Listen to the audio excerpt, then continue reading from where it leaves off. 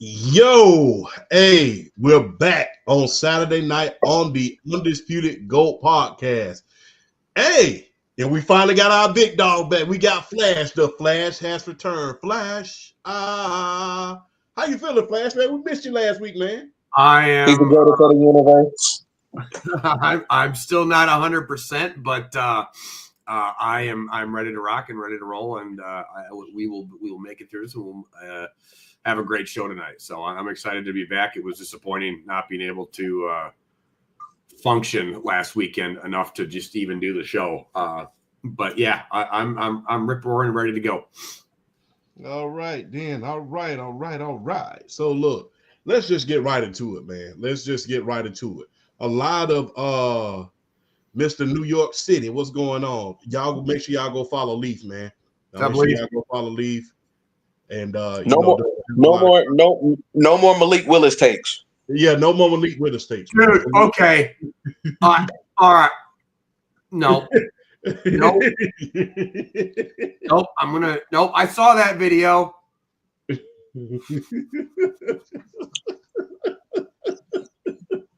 Let it out. Go forever. Come on. Okay, can we stop with this? Because that's not the first person that I've heard say that we need to just throw in the towel on Jordan Love. Like, okay, look, I'm just going to put it this way. The type of offense that you need to run to start Malik Willis on a week-to-week basis is not sustainable. He is nowhere near as talented as like Lamar Jackson or Russell Wilson or whatever. He is going to be, and possibly might be, a very good backup for a very long time in this league. But Jordan Love has elite skills on all levels. He had a injured year and still managed to take this team to the playoffs with nary a number one wide receiver. Now, that's a whole nother argument and whole nother thing that all of a sudden now it's the same narrative that the Packers need to draft a number one wide receiver. No, they don't.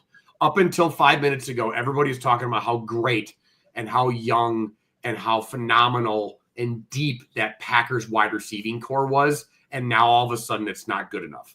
Can we just, again, this notion that we need, when something doesn't go exactly how we thought it would, which was Jordan Love was going to run away with the MVP and the Packers were going to run away with the division. And I'm speaking this as a Wisconsinite and a season ticket holder, that we just need to like upend the chessboard.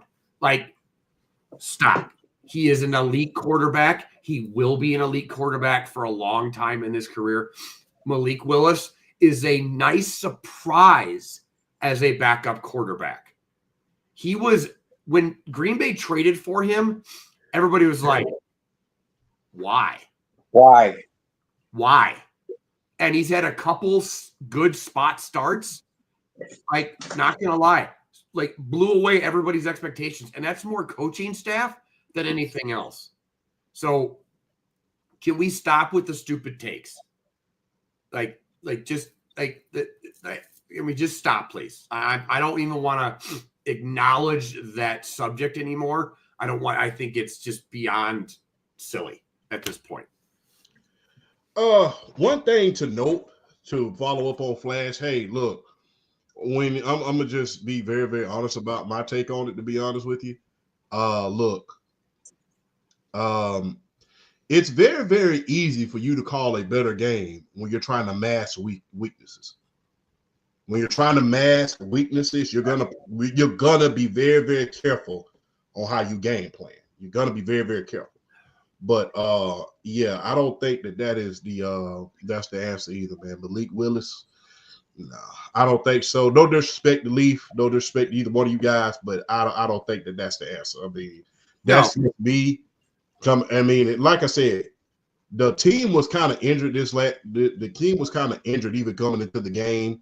There was a lot of, and look, people don't understand this, and I'm not even a Packers fan. This is just me speaking from being a football fan. Y'all remember when they was running Aaron Rodgers out of town his second year? Yeah. They were trying to run him out of town. Yeah. So this is not anything new for Green Bay. When you have a base. You have some of the greatest quarterbacks in NFL history. When you talk about Bart Starr, when you talk about Brett Favre, Aaron Rodgers, and you're taking over that mantle and you're in your second year, everybody expects you to be great right off the rip. But, you got to understand it took each and every last one of these guys some time. And if you want to be honest with you, I think that out of all the quarterbacks that started, Jordan Love was the first one to make it in his first year to the playoffs. Yeah. And so all of those guys. Out of all of those guys, even Don Mikowski, let's give Don Mikowski and Lynn Dickey some credit as well. They were good quarterbacks as well. So, that's the most richest quarterback franchise, arguably, in the history of the league. So I understand the expectation that comes along with that. But this is, like I said on another podcast, this is just his second year. His second year as a full-time starter. I understand we're seeing Jaden Daniels. We saw the Dan Marino effect back in the 80s and all of that. But give these young men some grace. You're not going to cut. I hate that we're so spoiled as a fan base. As fans, we see great quarterbacks. We automatically say, "Oh, they're supposed to win Super Bowl." Yeah. I hate that they made it. I hate that the GOAT and baby GOAT, Patrick Mahomes and Joe Montana made it look so easy, but it ain't easy. It's not easy. And that's the point. Like Brady, Mahomes, and Montana have made winning Super Bowls look like it's like second nature to them, which is put unrealistic expectations on every other quarterback that walks onto a field now. By every other boob with a TikTok channel thinks that just because like they didn't win a Super Bowl, that the second they walked onto a football field, like they need to again overturn the chessboard. If let's say that Washington loses tomorrow, and let's say next year Washington goes 10-7 instead, okay, and barely squeaks in the playoffs, and then loses first round. Is everybody going to be like, that's it, just get rid of Jaden Daniels? That's just terrible. No, because that would be stupid. And just like all the Malik Willis takes are right now, that's stupid as well. So, it's not easy to win Super Bowls. And in this division, in this blood and guts division, it's not easy to win in the playoffs in this blood and guts division. So, usually, I understand. Look, I understand usually. And like I said, I'm not a Green Bay Packers fan. I'm a diehard Atlanta Falcons fan. But I'm just speaking as a fan from what I've seen past 30 years from my experience. From what I have seen, everybody in that NFC North division is used to Green Bay ruling the roost. And it just hasn't been that way the past 2 years. Jordan Love, although he's talented, they have not stepped up and ruled the roost like Brett Favre and Aaron Rodgers did. And I think that's what everybody's so used to, well, especially Packers fans at this point. It's just like, we're used to ruling the roost. And now that you're not, and now that they're not, I'm not talking about you, Flash. Now that they're not, it's kind of like, it's like they're taking back. Like, wait a minute. Brett Favre, he ruled the roost. Bart Starr, he ruled the roost. Aaron Rodgers, he ruled the roost. They didn't stand a chance with it. No, it's a whole nother different area. And these teams are stacked. They super stacked. Well, the other part too is like Green Bay for the second year in a row is still the youngest football team in the league. Mm-hmm. Like, do you understand? Like, does everybody understand how difficult it is to get young talent, not just to be good enough to make the playoffs like that, but to be cohesive as a unit? Like, I don't think, again, let this team grow and these guys age a little bit, get them a little experience, and just wait and see what happens. Patience is a virtue, and a lot of people in the sports media need to grow a little bit of patience. I will ask you this. Do you think y'all need to bring Devontae Adams back in order to kind of surry up that receiving core or trade for Tyreek Hill? No, because if you look at throughout history in the NFL, how many Super Bowl champions had a top flight number one wide receiver? And I mean like Calvin Johnson, Julio Jones type level. Like, how many Super Bowl champions really had that? Not many. Not many. Not many. No, especially especially during the Patriots dynasty, not to mention the Patrick Mahomes dynasty. Those two did have, and even the first 2 years in San Francisco, people don't understand this. I don't think people understand this because when people talk about Joe Montana, the first thing they talk about, well, he had Jerry Rice. Well, his first like 5 to 6 years, he didn't have. They was only together for like 5 years. Yeah, it was all together for like 1986 to like 90. Yeah. So I mean, I know Mahomes had Tyreek Hill, and that's cute and everything, but then he went and won a ring with a far less superior wide receiving core than what Jordan Love has now. Now, I know we're comparing Patrick Mahomes to Jordan Love, but and I know that he has Travis Kelce, just like Brady had Gronk. But to just sit here and say that we got to go get Devontae Adams or drop a number one on a wide receiver that's just silly. I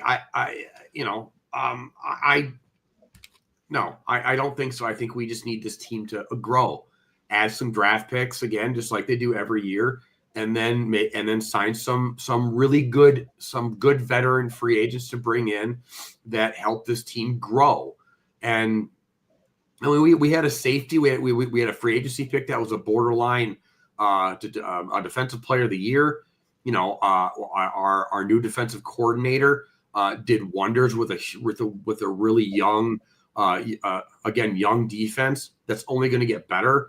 And there's rumors too of I'd rather go get, there was rumors this year of Green Bay trying to trade for like someone like Myles Garrett. I'd rather have that. Go get me a guy that like offensive coordinators like sweat the night before about. Offense is going to be fine. Like our running game is like probably third best in the league right now behind Philly and actually I'd argue it's the second best running game in the league behind Philly. Like what Green Bay did with that offensive line of Josh Jacobs like the second half of the year. Like I'm sorry, but I am fine about the offense. And they will be okay. Even if you can get Devontae Adams back for cheap, you still say don't go get it? Why? The young wide receiving core is so deep. Let the kids grow. You're just going to take snaps away from young kids. Okay.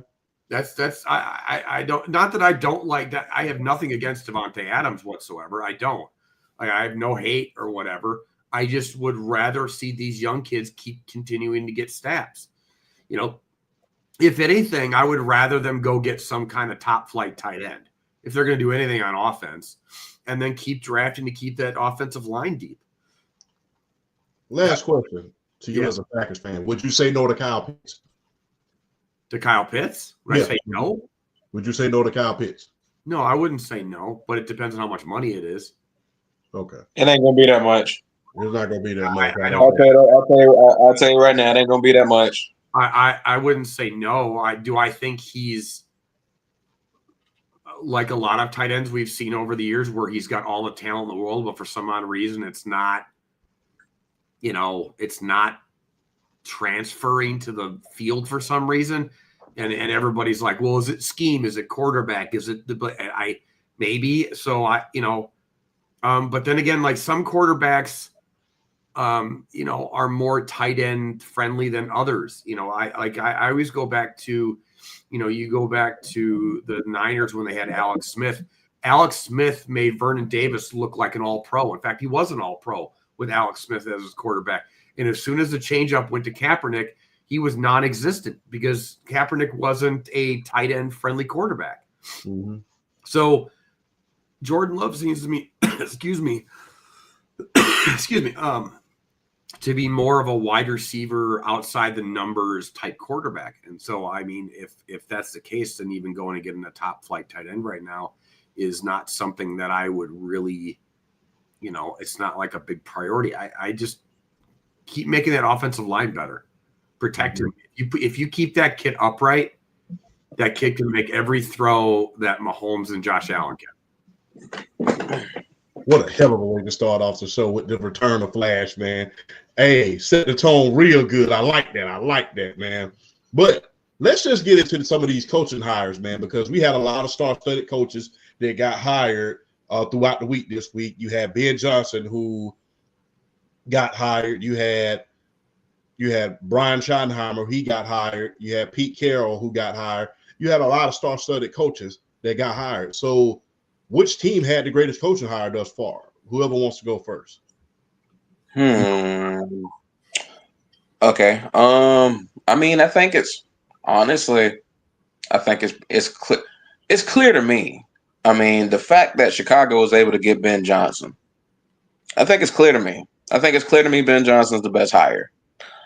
I think the sentimental one that I like that has potential could be Aaron Glenn going to the Jets, depending on who's going to be the quarterback. I mean, we know it's not going to be Aaron Rodgers, but it just depends on who they go get.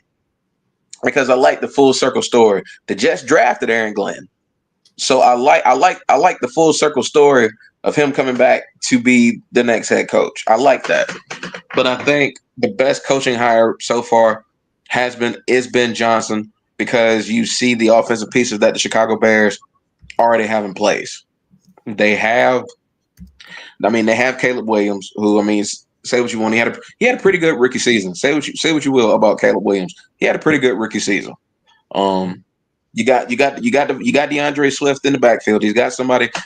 I mean, he's got somebody there that, if I'm not mistaken, Ben Johnson's already familiar with DeAndre Swift anyway. I want to say he is, being in Detroit, so he's already familiar with him.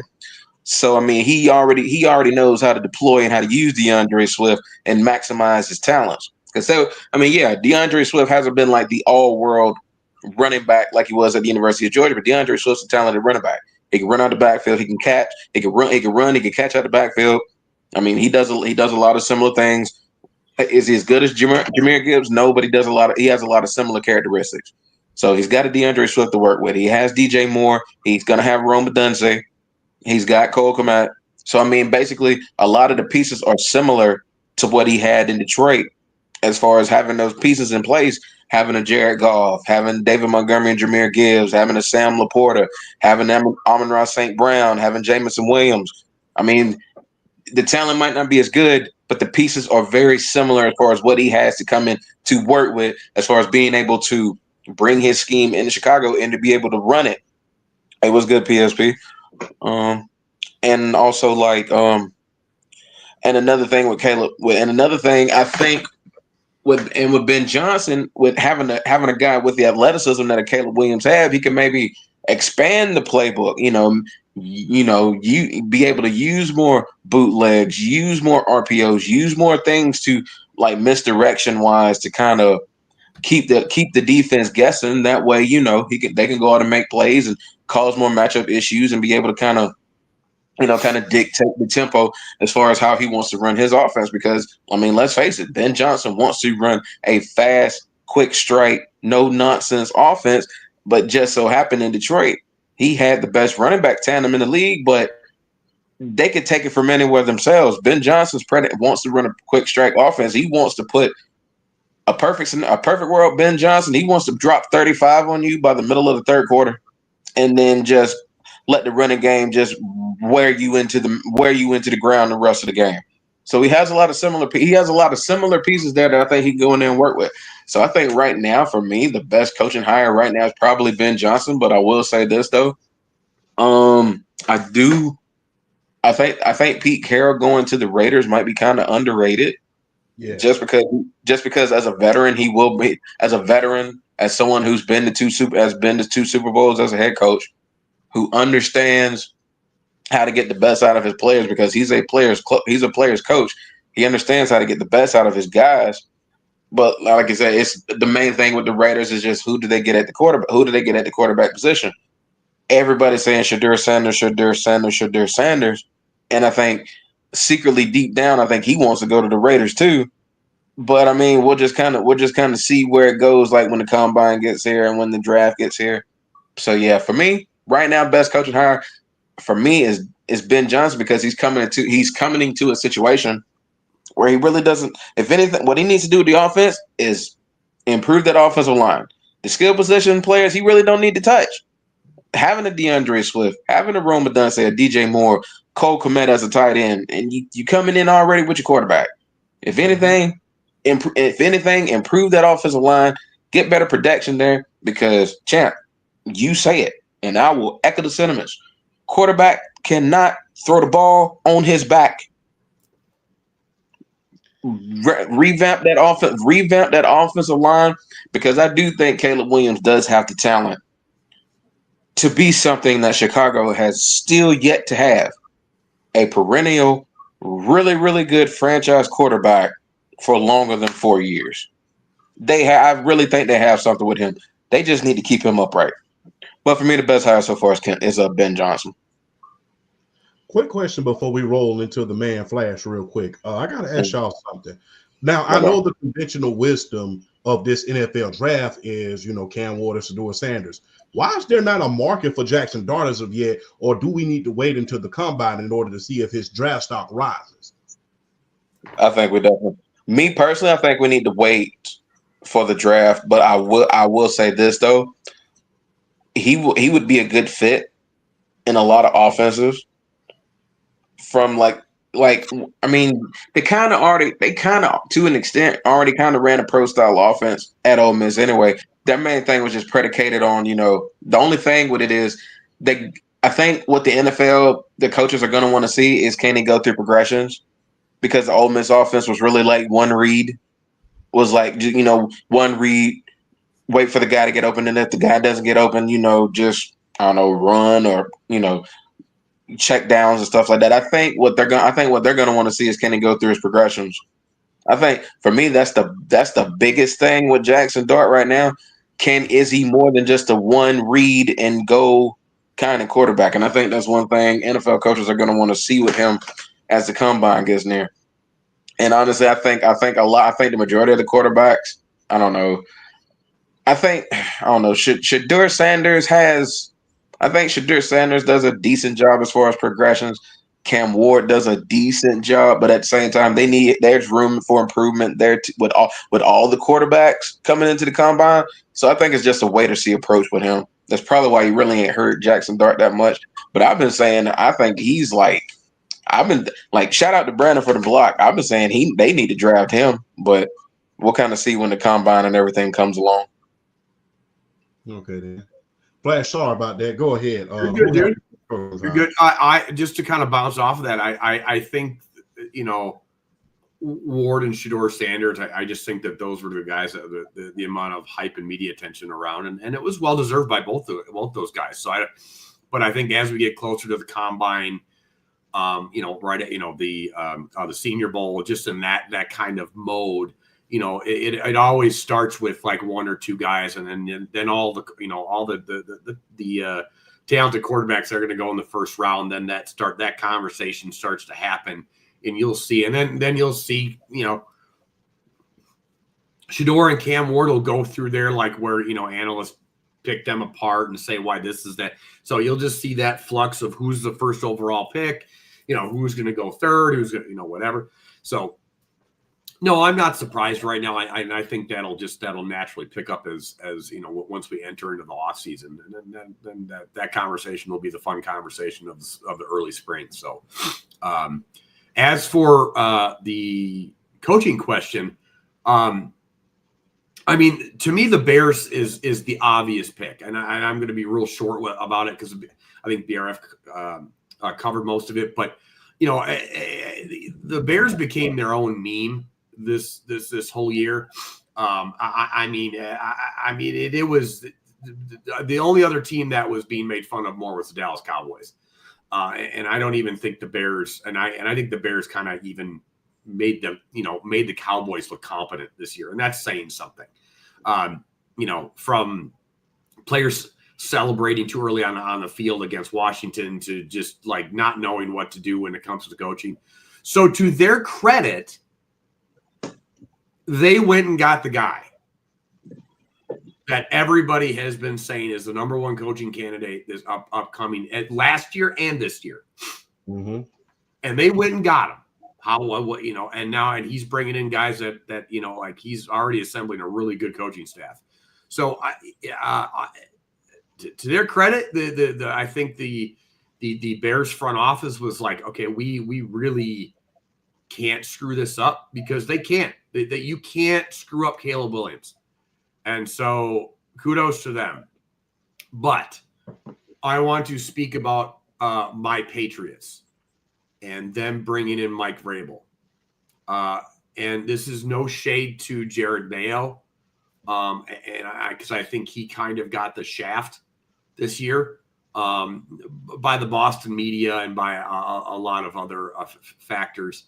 But I think the Vrabel hire is the right hire. And I think that Vrabel was supposed to be the original choice last year. And for whatever political reasons behind the scenes, it wasn't, whether it was Bill or the Crafts, or I don't know at this point. There's so much drama going on behind the scenes, or there was the last few years in New England. I don't know who to blame. You listen to anybody in the Boston sports media, they have their own take on who to blame. But bringing in Vrabel, who was at the time when he was at Tennessee one of the better young coaches in the league, until his GM shafted the whole team and traded away A.J. Brown and Derrick Henry and everybody else. So it's a great hire.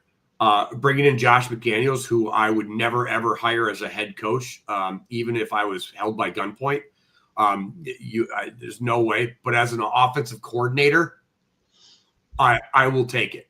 I will take it. He's a Super Bowl winning offensive coordinator. He is, he was the offensive coordinator for Brady in 2007 and Brady in not 2011, but in some of Brady's best years. His play calling has always been really, really good for the most part, or at least I've liked it. Nobody's perfect. So I think giving them that kind of stability again in New England is huge, especially for Drake May, a young quarterback. So I think Ben Johnson is the obvious answer, but I think New England going and getting Vrabel is a close number 2. I do like the Pete Carroll hire a little bit. Not so much for the coaching, because he is older, but I think it brings possible stability to a franchise that desperately needs it. So we'll see, what he's got left in the tank when it comes to coaching, but bringing in somebody like that, who I could see Pete Carroll transitioning very shortly into like a front office role once he, after about 2 years of coaching, after he establishes some kind of base. So I think that's a good hire in that aspect. Okay.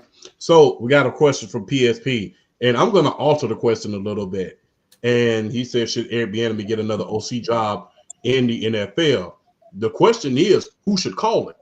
Because I think the Detroit Lions definitely need to give him a look, especially after losing to Ben Johnson. But what says you guys? I could see that, because I mean there's some similarity with how Detroit run offense compared to like what he was doing in Kansas City at the beginning of the run. So I mean there's similarities there. So I could see Detroit. I mean, I guess my only thing is like he was I mean, granted, it was UCLA, and I mean UCLA isn't exactly like one of the real hotbeds of college football right now. But he was the offensive coordinator down there, and he got fired because he wasn't doing a good job there. So there's not really a good look as far as like coming back to it's not really a good look coming back to the NFL. But I mean he does have a proven track record in the league. So I mean, I guess if you're looking at like a Detroit, and they got Detroit, Detroit would definitely be a good choice. Trying to think who else. Lord, because honestly, I wasn't thinking about Eric Bieniemy, to be honest with you. And then Champ, you threw out Detroit, so honestly, yeah, I could see it. But like I said, the lack of success in college isn't a good look, though. Yeah, Mr. Watson, shout out to him. He said the Texans should look at him. But can I just be blunt? I don't think he's a good coach. I just don't. I don't. At least not good enough to be an OC and a play caller. I just don't. I think this sounds maybe going back under Andy Reid for a while again would benefit him. He needs a reset. Like it seemed like his time in Kansas City, and then the whole why isn't he getting an interview or a job, and then Reid kind of handed him some of the play calling duties, and it didn't go. I just he needs a reset, and I think him getting back to maybe his roots in Kansas City wouldn't be a bad idea. If you really want me to be honest with you, and shout out to Mr. Watson once again, we'll see you fellas next Saturday doing a special Royal Rumble show between the collaboration between Sports For You and the Undisputed GOAT podcast. Please be there next Saturday. But I will say this, and I talked to PSP about this. Me and PSP talked about this a long time ago. Here's how I feel. This is just my assessment of it. After he left Kansas City, I think that he was too darn anxious to show everybody that he needed a head coaching job, and that is why he failed at these next two stops. Because he went out there and called plays rather than trying to help the team win. He wanted to go out there with something to prove. And I think that's where he made his mistake. Because remember, in Washington, when he was at the Washington Commanders, we was like, this ain't the same darn offense. I'm talking about, we know it was not going to be the same with Sam Howell at the helm. Let's just be clear. No. Compare Sam Howell to Patrick Mahomes is kind of like comparing Glass Joe to Mike Tyson. But I digress. So we kept saying, it was like, wait a minute. That's not the same play calling that we saw. It's a lot more pass heavy. It was not balanced. It was not very conducive to closing out games. And the thing was, he wasn't using, unlike what Cliff Kingsbury is doing right now, he really wasn't using Brian Robinson correctly. You'll see him go wild one game, and then the next couple of games, you'll see him have like 10 carries for each game. And so I think that the reason why Eric Bieniemy kind of failed at his last two stops is because he came in trying to prove something rather than stick to his strengths. You do a hell of a lot more than you need to do when you're trying to prove something, more so than you're sticking to your strengths. I think he's a hell of a play caller, but I think there is a such thing as doing too much in order to try to prove yourself. And I think in Washington during the Commanders, he was trying to do too much. And that's where I believe its downfall was. It's why I think he needs the reset. I think there's no shame in going back to where you came from. Josh McDaniels did it twice now. So sometimes you just need a reset. And I think maybe going back under one of the greatest coaches of all time, and Andy Reid, I don't think there's any shame in that. And I just think that there was so much attention over why he wasn't getting a job that maybe you're right. Now, and then if that's the case, then I'm happy to be wrong. But everything we've seen so far, he's just not that good on his own. And so I think his best bet right now would be go back to Kansas City, because right now, you know what, having an old set of eyeballs when that offense was humming might be a good thing for Kansas City, because they haven't really found their rhythm all year. So, because let's just say he goes back to Kansas City and gets involved with the offense again, and that offense next year gets rolling again, then you have something. Then there's something that he can build off of. And I just think he's, right now, if he goes to Houston or if he goes to Detroit or whatever, go to Kansas City and hide for a little while. Yeah, and I agree. The Don who having Josh McDaniels as a head coach is like Tim thinking about the Yeah, don't ever. I get. Yeah, I know. It's like Josh McDaniels. Like I said, I wouldn't hire Josh McDaniels. I would hire him to manage McDonald's right about now. You No. could be the assistant manager. Yeah, exactly. As a You be the assistant sure, absolutely. But no, you ain't running this. No. I don't even know if I want you to be. I don't know. I wouldn't even know if I want him to be assistant manager right now. Do the shit. Be shift manager right now. Yeah, be supervisor. Yeah, just be supervisor. Supervisor. But yeah, I think he was trying to do too much, which White PSP said, which was an indictment on Eric Bieniemy. He put too much pass offense instead of being balanced. But I think he came out with something to prove. It's like, I have to prove that I deserve a head coaching job. And when you go out there and look, I'm gonna just be real, and we all been here. When you go out there with something to prove, you do way too much, versus you're trying to do a good job. When you're doing something with something to prove, you're doing too much. You out here, you overcompensate, you overdo stuff. It's and I hate to make this comparison. It's kind of like dating. Trying to date Megan Good. You're trying to do too much to impress her. Then you end up, and that's why you end up bumming. Don't do that. And that's why that's why that's why I think going back home for a while would be a smart move for him. Go back to Kansas City for a couple of years, like 2 years, make us forget about you, get out of where there's no pressure, kind of get your balls centered again, and then come back out a new man. But right now I just don't on OC job. Yeah, I think, like I said, I don't think a reset would be bad, and I think him being up on the Andy Reid, and a lot of people I don't think they talk about this too much. A lot of players who played under him really came back out and said some bad things about him, and they didn't like his coaching style and stuff like that. And when those players start saying stuff like that about you, then you got to watch out, because guess what?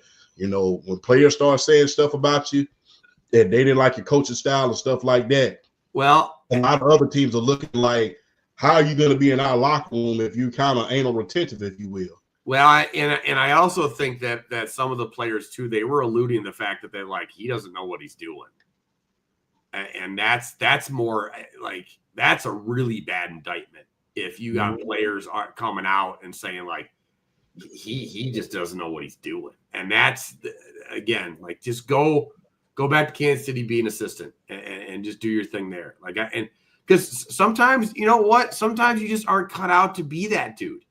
Wade Phillips was never a good head coach. Wade Phillips is a phenomenal defensive coordinator, but again, he's another dude that I wouldn't want anywhere near as a head coach. He was decent, compared to a lot of guys. He was decent. He was decent. In the playoffs, I'm not going to trust him. So yeah, like, you just don't like this. Yeah, in the playoffs, just like Norv Turner. Yes. Oh my God. Coordinator. Great offensive coordinator. I don't want him sniffing a head coaching position. Yeah. Just guys that just aren't good. And again, I think just go back to Kansas City. Make us forget about you for a little bit. I'm going to end it on this, and then we'll go on to the next segment. Do y'all think that basically the only reason why Norv Turner, just real quick, the only reason why Norv Turner kept getting coaching job was because of the triplets? I think no, because he did he was the OC in Minnesota too, wasn't he? Yeah, he was an OC. And they had a pretty good offense going on in there. Do I think his name carried him and him being part of that Jimmy Johnson, yeah, but he was a good offensive coordinator. Like, he knew what he was doing. But did that carry him? Sure. Of course it did. Yeah, I think, because me and my father used to always say that the only reason he kept getting coaching job was because of the triplets. And everybody was trying to replicate that. We're going to get to that later, PSP, and we're going to get to the reaction of Eberflus and Jerry Jones. We're going to get to that a little bit later. All right, got to ask this question. Who do y'all expect to have the most success in the short term as far as coaches, but who will have the longer success? in the long run. Whoever wants to go first.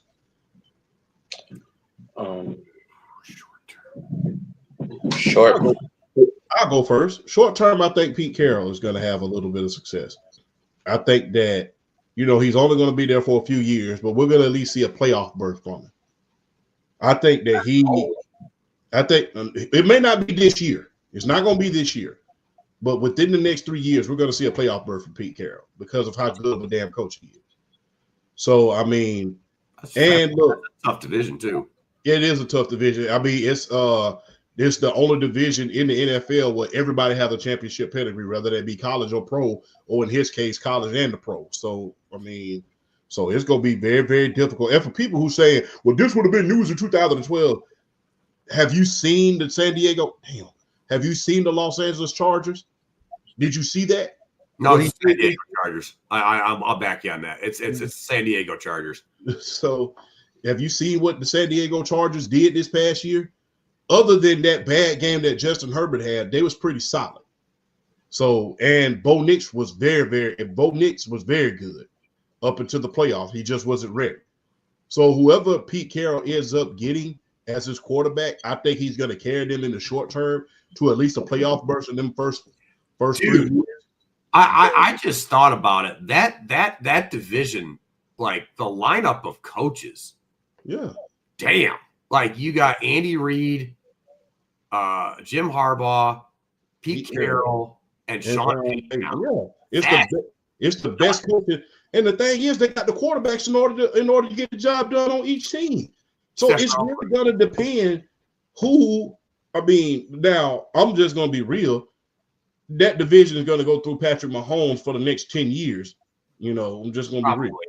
So, but you got to ask yourself a question with this good coaching and these star-studded quarterbacks, depending on who the Las Vegas Raiders get, is it only a matter of time before they're overthrown? Because remember, John Elway ruled that division for years, and eventually after teams started getting quarterbacks, he started getting overthrown after a while.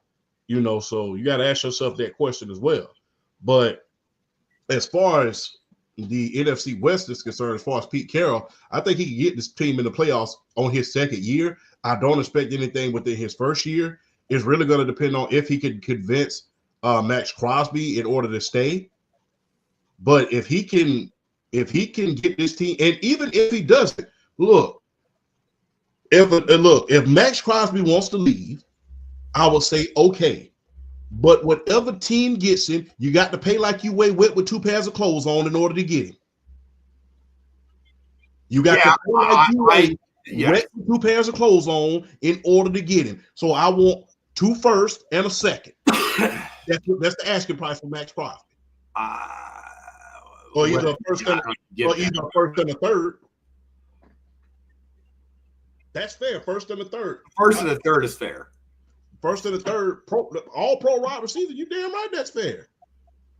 Yeah, I agree. I just 2 1s and a 2 is that's a lot. You got to drive up the price high so that I get it. Yeah, I know. So they can broker it down. Because if you ask for a first and a third right off the rip, they're gonna try to talk you down to a second and a fifth. Honestly, is that the move to do? Just to get some draft picks to get some more talent in there? Well, that might be the move because you don't have outside of Brock Bowers, you don't have anything on the offensive side. Yeah, I'm about to say Max Crosby's the only move you got to get draft picks at this point. And at this point, I don't think that would be a bad idea. I mean, especially if they have to trade up somehow to get something. They're going to have ammo to do it. Yeah, so I don't know what. Are they the second or third pick in the draft this year? Let me look it up real quick, but I think that would be one hell of a move for them to make in order to booster up that draft, in order to booster up that capital, because they're gonna need something. So let me look up the draft order real quick so we can see and why. But yeah, that would be something special in order to boost it up. And if you can get a first and a third, or a first and a second, or a first and a fifth, or something like that, they pick 6th overall. They're 6th. They're 6th. So yeah, if you go get that's the thing, you got to trade Crosby to possibly trade up to get one of those quarterbacks. Well, the thing is this. I'm just going to be real. Now the Titans, I know they're going to get a quarterback. I know they're going to get one. Cleveland, they're so, I'm looking for a kind word, inept. I'm not so sure they're gonna take a quarterback, even though Deshaun Watson now. They might try to make some work with somebody on their roster. So I don't trust them to do the right thing. The Giants, I don't know if they're I don't know. There's been a lot of rumors about the New York Giants regarding certain things. I don't know. So by the time you get to the fourth and the fifth pick, they already have quarterbacks when it comes to your New England Patriots and the Jacksonville Jaguars. They pick six. So it's really going to depend on what happens in the first two picks, because hey, the the Tennessee Titans can come out and say, hey, we see a lot of potential in Travis Hunter and pick Travis Hunter. So they can do that. And it will be interesting to see if they do, but they can do that. And after all, he just won the Heisman. And a lot of these owners, I will say, sometimes they don't go with what's best for the team. They go for what's best for the box office. And you see that with Jerry Jones a lot of the time. But it's really, they're six.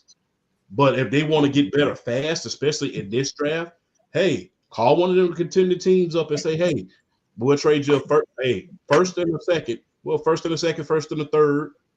We'll give you that for Max Crosby. And if they say yes, okay, now we got some capital in order to build a team. So, and not only that, because not only do you need a quarterback, you need a running back too. And guess what? This draft class is the year of the running back. When you think about Amarion Hampton, when you think about Ollie Gordon, when you think about Cam Scatterboo, when you think about Ashton Genty, when you think about Quinshawn Jenkins, this, if you're looking to get better fast, you can do it in this draft if you pick right. And I think that would definitely be a boost for the Raiders.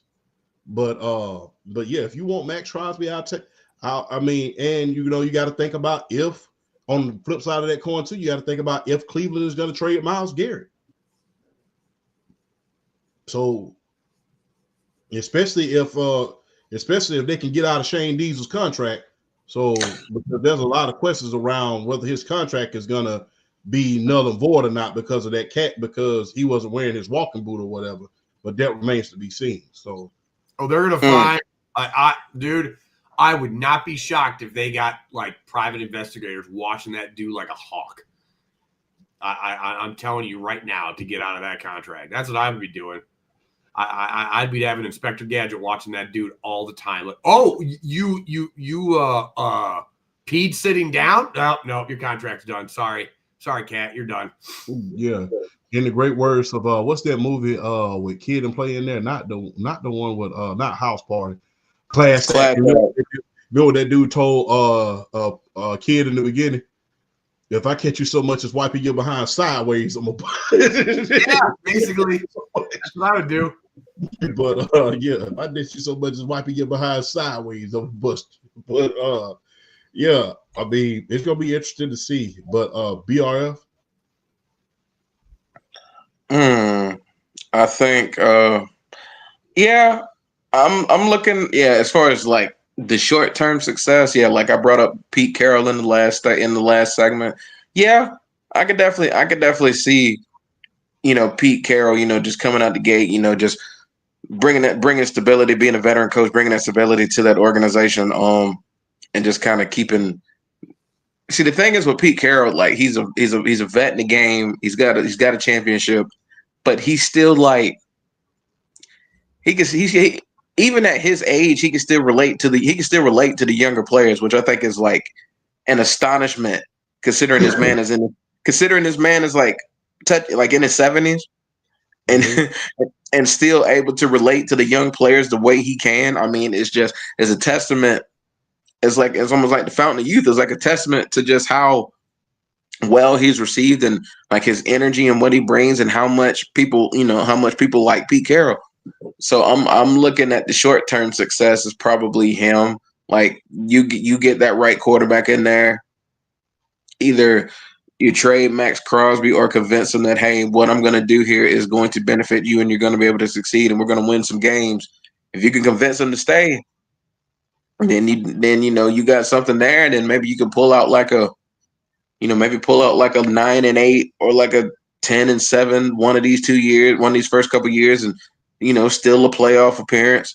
So yeah, I'm definitely looking at him for like the short term success. Now now as far as the long term, I'm still looking at Chicago. I'm looking at Chicago still. I'm looking at Chicago. I just feel like I just feel like there's you know what?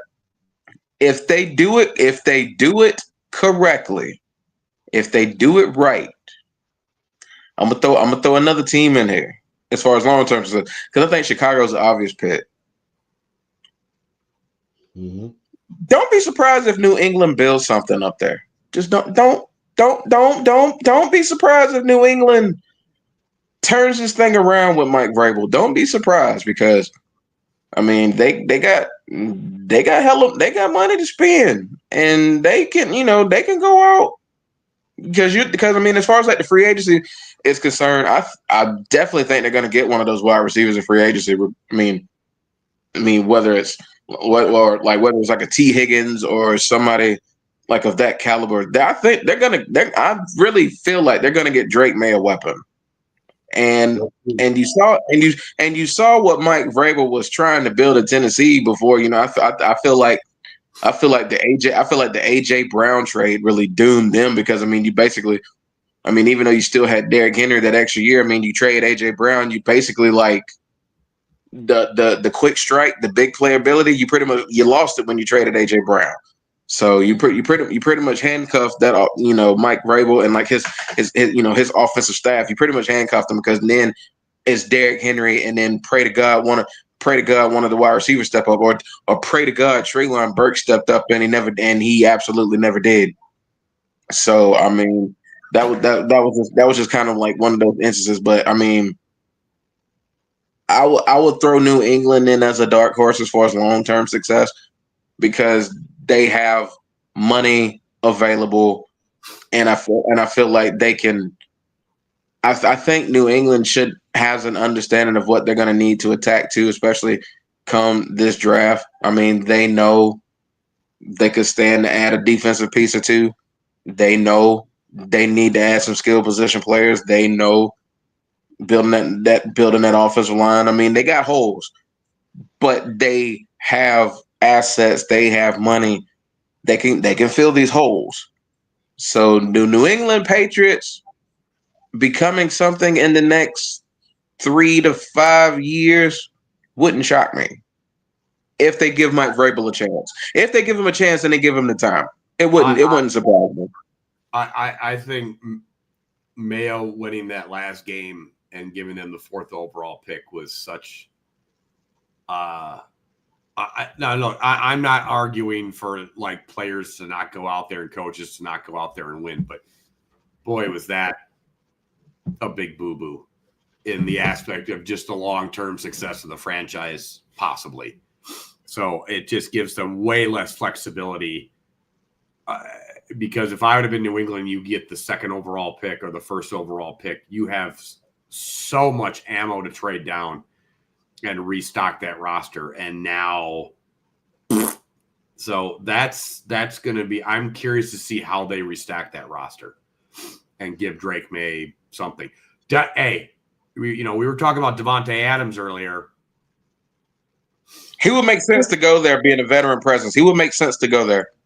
Yes. Yeah, I agree. That would be just that's a possibility. Yeah, I think that's a possibility as well. Not to mention, like I said, you have a lot of guys like T Higgins. And how deep this what's so funny about this free agent class is it's going to all hinge on how cheap the Cincinnati Bengals want to be. Now it's going to hinge on how cheap they want to be.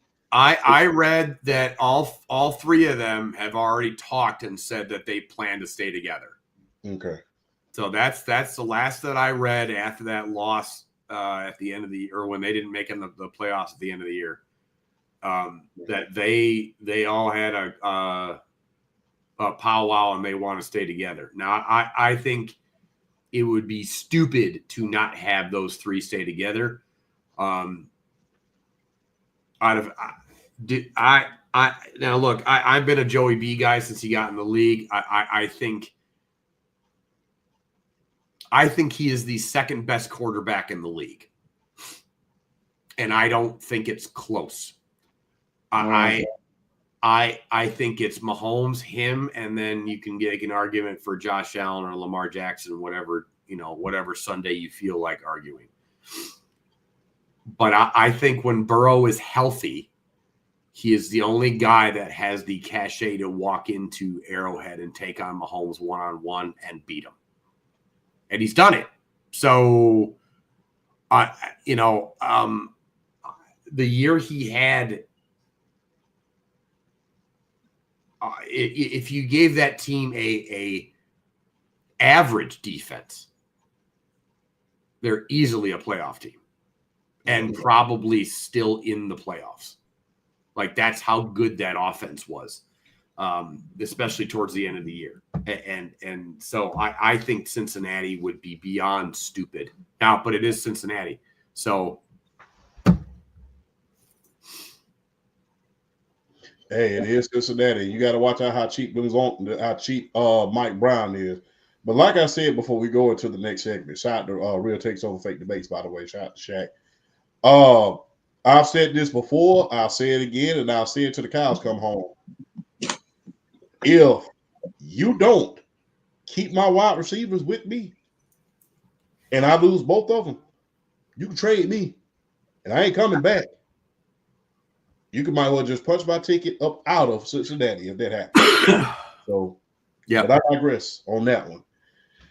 And now here's the one that we've all been waiting for at this point. This is something that we have all been waiting for. Pat's not losing the whole Pat. That's right. I believe that too. But this is something that we all been waiting for. We talked about last night on the Sports PSP podcast. Shout out to PSP. Man, it pains me to even talk about it right about now. But what? I'll let the segment speak for itself. What they weren't thinking. What? All right. Do you believe what Colin Cowherd reported yesterday, that this was more Jerry Jones's son than it was Jerry Jones? Hell no.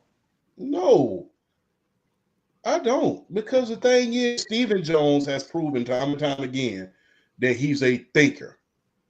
And the thing is, you don't ever see Stephen Jones at a certain point. It's like he's very much in the background. Look, with all of these superstar head coaches, these superstar offensive coordinators, these hot shots that they had, and you hire Brian Schottenheimer. Now, God rest his soul.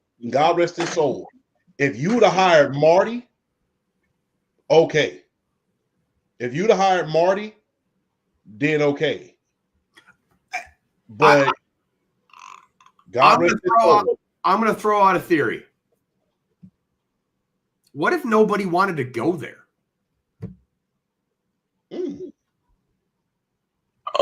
Very, very understandable. What if this and smart if you ask me.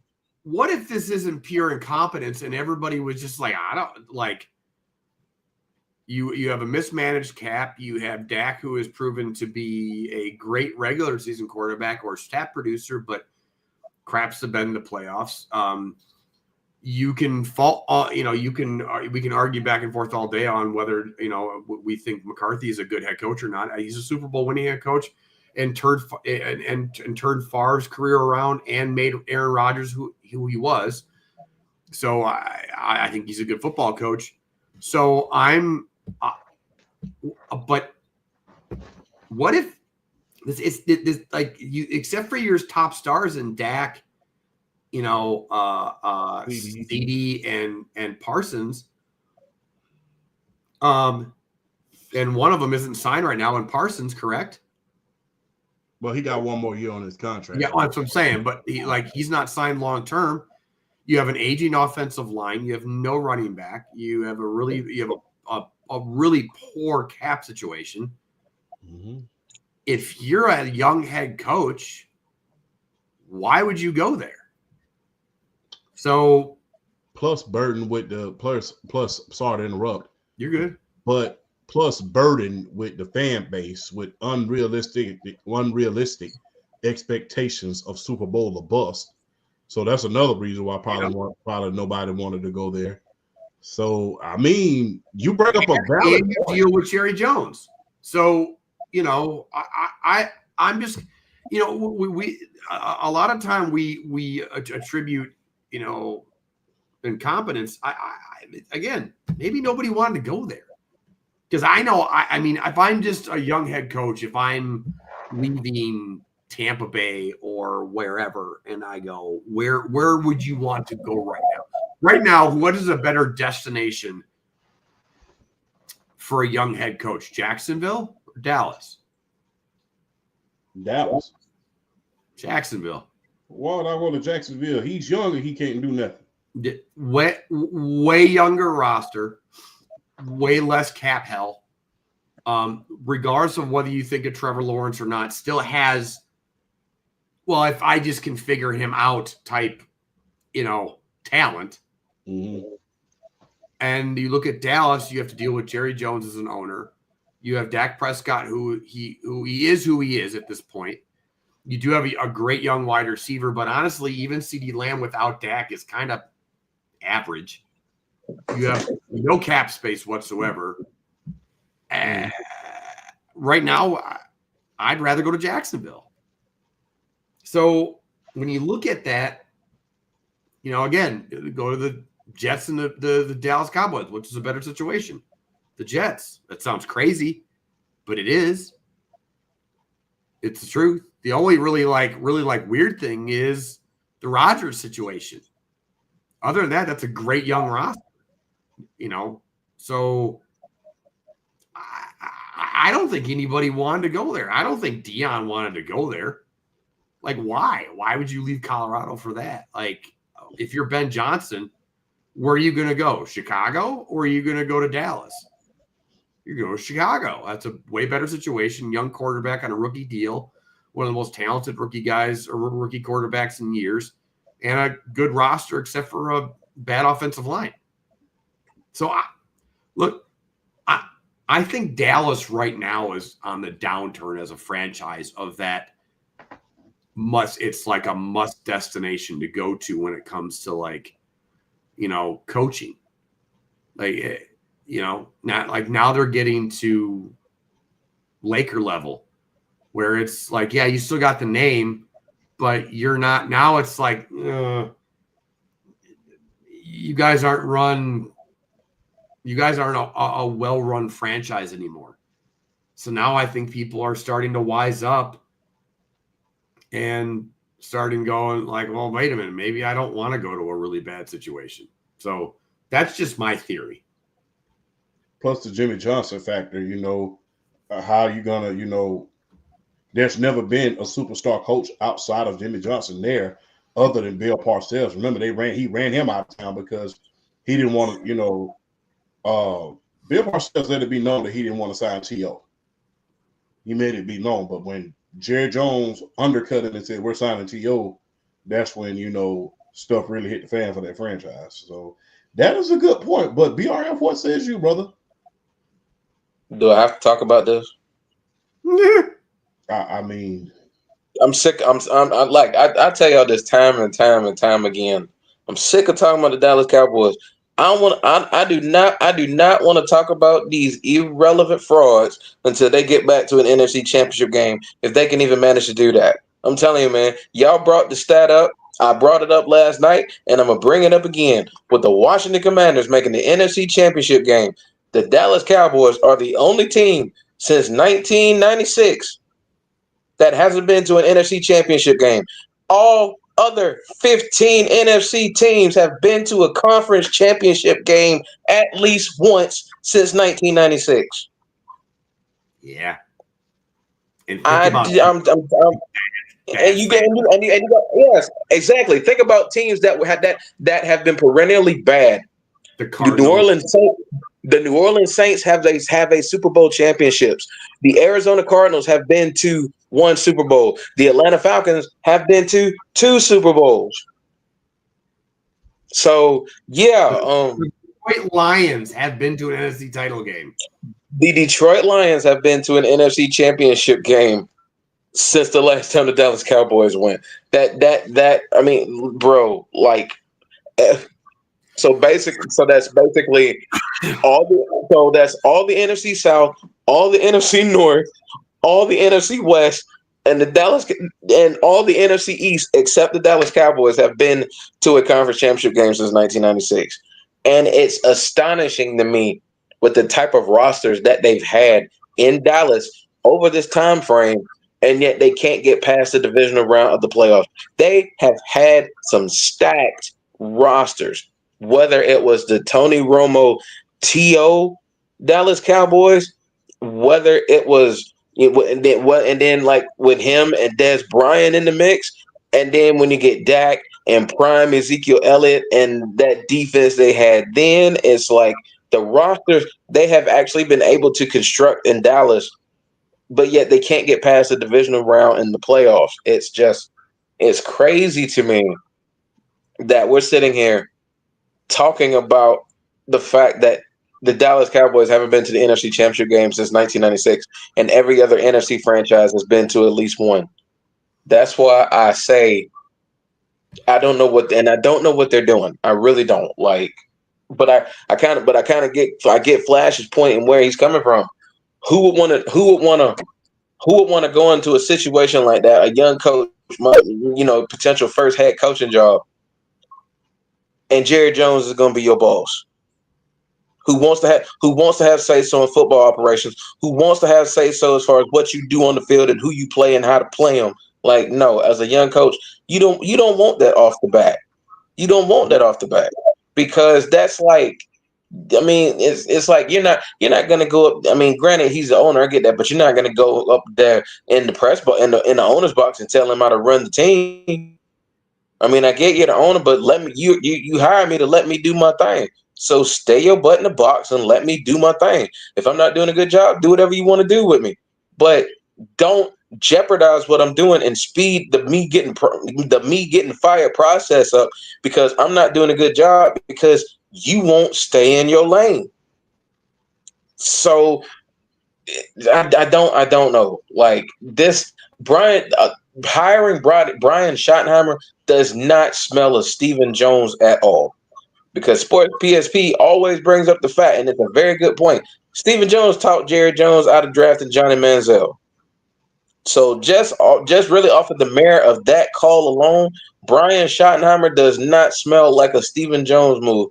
It smells like a Jerry Jones move. Jerry Jones likes yes men. He likes coaches that aren't going to fight him as far as like just him wanting to be involved with things. Like Mike McCarthy just finally got to a point where he just didn't want to take it anymore, and he split.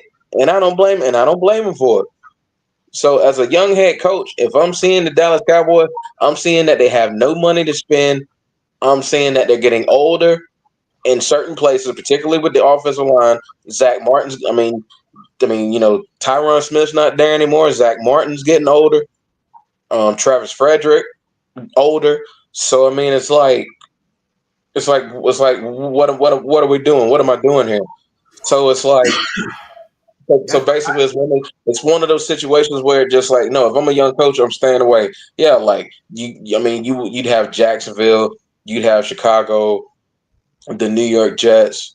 Those as a young coach, regardless of how inept or how bad those teams were this past year, those are three better situations than the Dallas Cowboys because you at least have some flexibility to improve the team. In all three of those locations, you really don't have any flexibility to try to improve this roster with the Dallas Cowboys outside of the NFL draft. And you just pray to God you get the NFL draft, you get the draft right. You pray to God you get the draft right. So I don't know what they're doing. And it's not just Brian Schottenheimer, it's Matt Eberflus as the new defensive coordinator on top of that. I don't know what they're doing. I really don't know what they're doing. I don't know what they're doing.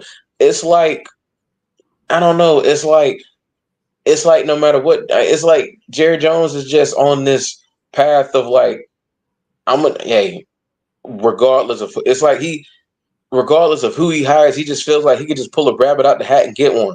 You know, shout out to PSP. I'm gonna bring up another point he made, and it's an awesome point. I think, and I agree with him. Listening to him after he said it, the worst thing that could have happened was Jerry Jones firing Jimmy Johnson, hiring Barry Switzer, and winning another championship, even though it was Jimmy Johnson players. Because it's almost like I can get whoever I want and I can still win. Just as long as I have the talent there, I can get any coach and I can win. And you would think these last almost 30 years, you would think it'd be a reality check for Jerry Jones, but it's not a reality check because as you can see, he still goes out and hires head coaches.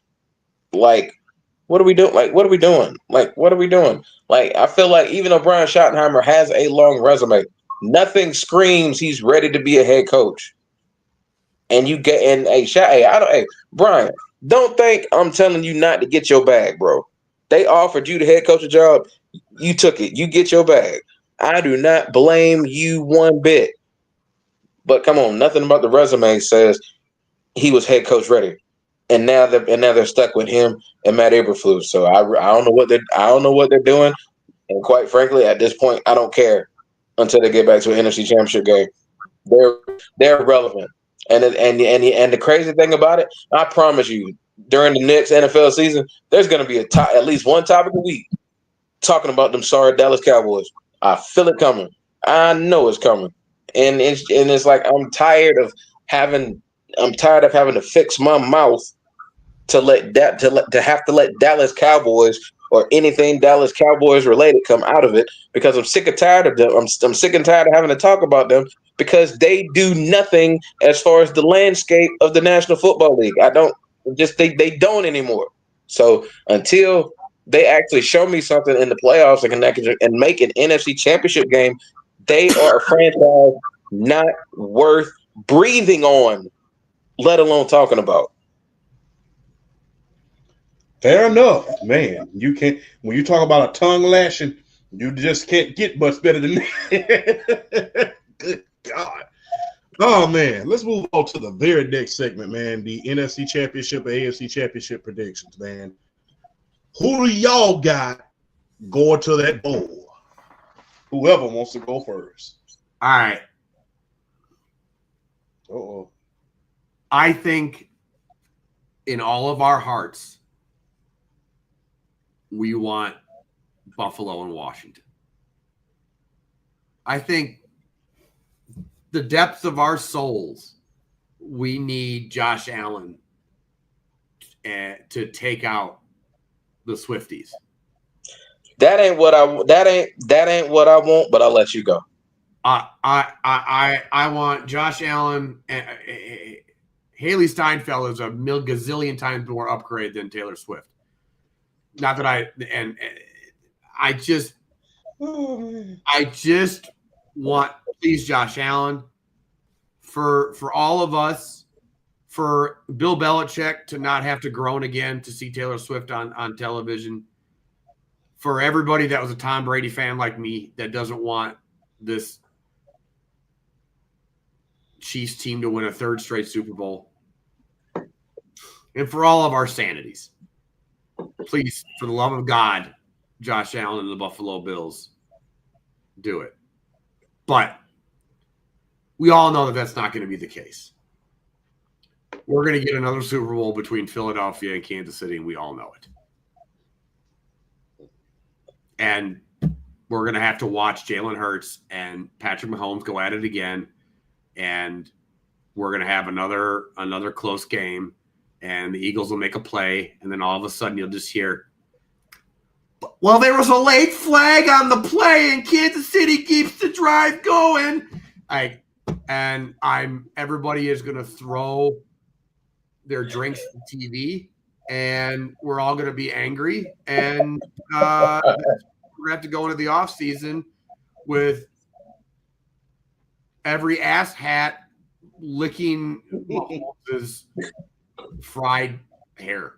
I don't know. I'm just so I hope to God I just look. This is going to be a Chiefs rant real quick.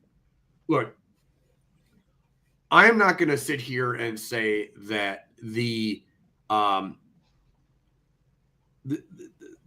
that the Kansas City Chiefs are not the best team in football. I've been saying it all year. I've been saying that Patrick Mahomes is the best quarterback in the league.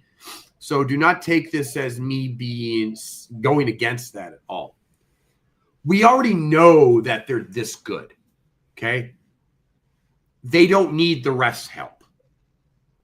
Like, there's a difference between what Patrick Mahomes is. I just want to point out, if there was a James Harrison playing in the league right now, if Mahomes tried half that crap, somebody would break his leg. Like, it's like we are getting in LeBron flop territory here with Mahomes. There is a point of trying to get calls, and then I could argue what Mahomes is doing is putting other players at risk for serious injury by dancing around and then last minute dropping to the ground. And we could go back to that play against the Texans. Those two Texans players collided heads and could have been a really bad, ugly situation. Like this kind of crap, you don't need to play this crap. You're already the best team in the in the league. Like, just stop. As a Patriots fan, even the Patriots did try and pull this crap, and that's saying something. So there's a difference between trying to get calls. There's a difference between being a jackass about it, and Mahomes is being a jackass about it. And I hope and pray to God that, like I said, the Buffalo Bills just take out this stupid football team. So, but I know it's not going to happen. So that's my rant. That's enough. But yeah. Can I go? VR? Take it, champ. All right. I think it's time. It's time. This is the year of Josh Allen. Oh, please, God. This is the year where the Steve Young of this generation, finally overcomes the Tom Brady / Troy Aikman of this generation. I believe that that's going to happen. I believe that defense is ready. I believe that since they're going to a weather, they're used to playing in bad weather. Matter of fact, their weather is a hell of a lot worse than Kansas City. I'm just going to be real with you. And I believe that they're going to let James cook. And I think that when it comes down to it, they're going to be able to overcome them. Honestly, I want them to win because I want Josh Allen to win a Super Bowl.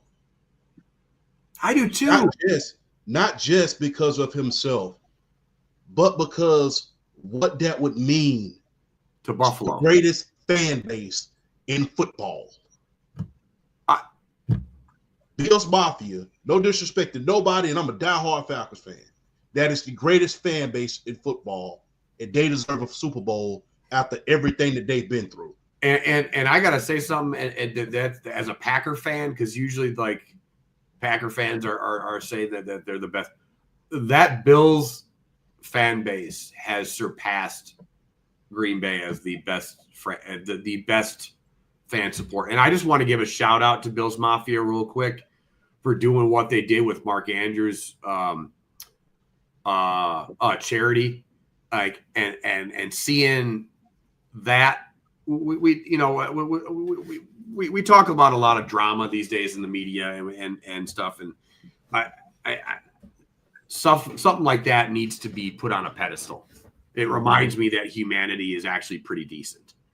And so bravo to the Buffalo Bills and Bills Mafia for actually stepping up and making a really bad situation in sport. When I say bad situation, a really bad situation in the sports world, having Mark Andrews, drop that football, bravo to them. But I hope you're right, champ. I hope that it's his year. I really do. I need him to win that because, like I said, I'm old enough and young enough to remember those Bills losses. Oh, me too. And my thing is, I don't think people think about this. It's not just in the Super Bowl where they had that hurt. It was some of those AFC championship losses as well. Because remember, 2 years before they lost to Boomer Esiason and the Cincinnati Bengals. So they went to damn near 7 straight AFC championships before they even started going to. And that's including the Super Bowls. But I want him to win for the greatest fan base in the league, for Bills Mafia. Him bringing back a Super Bowl to Bills Mafia is equivalent to LeBron bringing back a championship to Cleveland. And it would mean even more. So that is why I don't really care about the whole Taylor Swift thing. Look, man, if you want to move the needle by, showcasing one of the biggest stars in music today, do your thing. Because guess what? If Beyonce was on that stage and I'm the damn commissioner, I'm just gonna be real. The minute her boyfriend scored a touchdown, turn that damn camera up there. So I don't blame them for that. I think it's overboard sometimes, but I digress on that. Sometimes I think it's overboard, but guess what? You gotta I thought it was cute at first. Now I want her to fall out of the press box. but God damn! But you gonna get us turned. You gonna get us cut off the air, bro. You gonna get us cut off the air, bro. Ain't nobody gonna sponsor us because of this shit that you're doing. That's fine. It's sad too because I actually like Jason Kelce. I love the shit out of Jason Kelce. I think Jason Kelce is awesome, and I love his wife too. Yeah. But when it comes to Taylor Swift, like. I just I think that it will be great and it really doesn't matter who wins the NFC, I will say. Whether it be Jalen Hurts or Jaden Daniels, I think it's a good. Because I would love to see Saquon just win a Super Bowl and just shove it all the way back into the New York Giants face and say, see it. Because he's on the verge of being the first running back to rush for over 3,000 yards for the season. He's 300 yards away. So I would love to see him just say, you can take this Super Bowl ring and this Super Bowl MVP New York and you can just shove it. Because you got rid of me at the wrong time. That's the whole thing that I would love to see for Saquon. This is the problem. We just talked about how the Buffalo Bills have the greatest fan base in the NFL by far. This is my problem. As much as I like Saquon Barkley, the Philadelphia Eagles fan base is some of the worst freaking human beings in the world. Like they are. I'm telling you right now. I have been to a lot of football games in my life. There's only one time when there was a playoff game in Philly that the Packer fans were going, that the local news was saying travel in packs so you don't get your ass whipped for wearing the visiting jersey. We just had some dude in Philly, some Philly fan, berate a Packer, like a poor woman that was a Packer fan so bad that he got fired from his job. Like, it is not that damn serious as football. Yeah. Like they are some of the worst human beings when it comes to a fan base ever. Now, I'm not saying that the city of Philadelphia, I've been to the city of Philadelphia. It's a fine city. I love the history of that city. But when it comes to a fan base, the Eagles are the turd buckets of the NFL when it comes to a fan base. That's why in the great words of Emmitt Smith, that's why they call it the city of brotherly love. They have no love for no brothers. Yeah, exactly. They have no love for no brothers. No. I'm not talking out of my ass. I'm not making this up. Everybody hates that fan base. Documented. Emmitt Smith said it. Michael Irvin got hurt. He said that's why they call it the city of brotherly love. They have no love for no brothers. Santa Claus. Santa Claus and pelted them with snowballs. They are. They are. That's just again. So it's why I can't root for Philly. I'm not gonna lie, man. That Riley fan base is kind of crazy, but I would love for Jada Daniels to win. Either or. I mean, Philadelphia, they're rowdy because they want to win. And once they finally got a taste of that world championship as far as the Super Bowl a couple years back, when they had Doug Peterson there, and then they finally got a taste of it, but now they want another one. And I can understand they're trying to prove to the Dallas Cowboys and some of those flagship franchises, like, yeah, you might have ruled yesteryear, but that's our era now. And I understand that. I do have a question though. Yeah. So when it comes to the Philadelphia Eagles, if they win a Super Bowl, another one with Nick Sirianni as the coach, with all the drama that's been going on, how good of a coaching job is that? It's a pretty good coach. I think the same thing that happened to Nick Sirianni is the same thing that's about to happen to Dan Campbell. I think that the Detroit Lions are about to experience a year where they're winning, but they don't necessarily look the same. And the thing is, it's because guess what? When you lose a coordinator, you've lost a hell of a lot. And if you don't believe that, just ask how we was doing after Kyle Shanahan left. It was good, but it wasn't necessarily that high-powered offense where you clicking on all cylinders. Nope. Yeah, it wasn't as pretty. It wasn't as pretty as it was. I mean, Sarkisian did a hell of a job the very next year. We made it to the divisional round where we eventually lost to the eventual Philadelphia Eagles, the world champs. But it wasn't as pretty and as crisp as it was. No, it wasn't. And that's what happens. Even the thing is this. People don't want to say this about the Dallas Cowboys, but I will say it. After people don't understand, in 1994, when the 49ers won the Super Bowl, they not only lost Jimmy Johnson, they lost Butch Davis. And they lost North Turner. So you lose your head coach, your offensive coordinator, and your defensive coordinator. It's not going to be the same as it was, at least for that first year. So, yeah, and then plus you have a quarterback like a Jalen Hurts who is not necessarily your traditional, I will say, I just put it how this report. He's not necessarily the quarterback that everybody would want to. Not quarterback. Yeah, I want my quarterback to be quarterback-y, whatever the fuck that means, but I digress. But I just want to point out that dude, like there have been a lot of people calling for that dude's head for the last year and a half. I mean, now he's got them. He literally has produced one of the best seasons out of a running back ever. He has survived losing the greatest center of all time. Mm-hmm. Injuries to Jalen Hurts, and let's just be honest, a real big drama queen in AJ Brown. Yeah, and I always say this. What? Two places. I always say this, and you know this for a fact, BRF, about what I'm about to play. Two places you can get your ass fired real quick at. Philadelphia and Auburn University. Yep. Two places you can get fired with the quickness, whether you got a championship or not. Whether you just went to a championship, you just won one. Philadelphia and Auburn University, because they will get your ass up out of there with the quickness. So, yeah, if you don't believe that, just ask Gene Chizik. How quick they got him up out of there less than a year after he won a national championship. Gus Malzahn, he got them to a national championship one year. They lost to Florida. They lost to Florida State. Every year after that, they was calling for his job. Every year.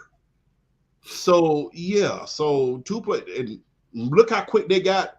Andy Reid won all of those games for Philadelphia. Went to all of those championship games and went to a Super Bowl. They was calling for his head every year. I mean, Doug Peterson got to a Super Bowl, won them a Super Bowl, was out of there less than a year later. So yeah, it's the fan base. They're hungry for championships. Plus, for a long time, they were starved for a championship. That was the only team in that division without a championship. So, yeah, while other teams had 3, 4, and 5. So, The rowdiness is kind of crazy, but hey, Philadelphia, you can get fired quick. Uh, but yeah, I understand that people are gonna criticize Jalen Hurts or whatever. But guess what? When I got a running back like Saquon Barkley, I'm not worried about what anybody says. I'm handing that ball off. So it is what it is. You can cry. That doesn't look pretty. All right, that's not quarterback enough. Okay, I'm gonna keep winning these games. And you can shut Winning football games. That's the thing. Like I always say, man, why bang your head against the wall where there's only 3 steps to go around it? There's only 3 steps to go around the wall, but you want to bang my head against the wall, give myself brain damage until I break down that wall. How about blank? No, I ain't doing that. So, hey, so the thing is, it really doesn't matter who wins the NFC part. One of the two really doesn't matter. I want Jaden Daniels to win because I believe wholeheartedly if he wins and goes to a Super Bowl the first year, they're going to have to implement something as far as contracts are concerned. We could very well see like the same thing we saw with Derrick Rose, because remember before Derrick Rose, there wasn't a such thing as Rose rights. There was only bird rights and magic rights. So it's going to be interesting to see what happens if he goes to a Super Bowl and even wins one. Now, the odds are against him at this point. The odds are against him at this point because their star offensive guard is missing, and Deron Payne, he's hurt. Both of them are out. The odds are against them. But with Jaden Daniels, I don't think you're ever out of the game. But for the NFC, I don't think it matters who makes it. Saquon, you want to see him win. Jaden Daniels, you want to see him win. I think who people are cheering for the most is Josh Allen. And I think people are going to have their eyes glued tomorrow in order to see what's going to happen with that situation.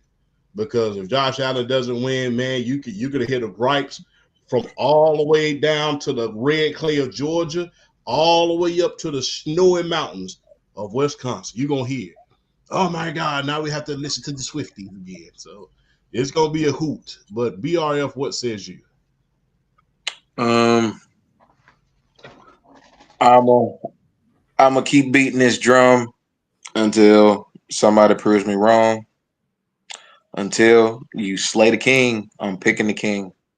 Yeah. I mean, I understand why people are kind of rooting for Buffalo to win this game. Just know, in a playoff scenario, Patrick Mahomes is the only quarterback I trust in the AFC until somebody else can get it done. Yep. Joe Burrow did get him that 1 year, got the Bengals to the Super Bowl, but really, outside of that, who exactly? It's the only other person, unless Tom Brady comes out of that broadcast booth.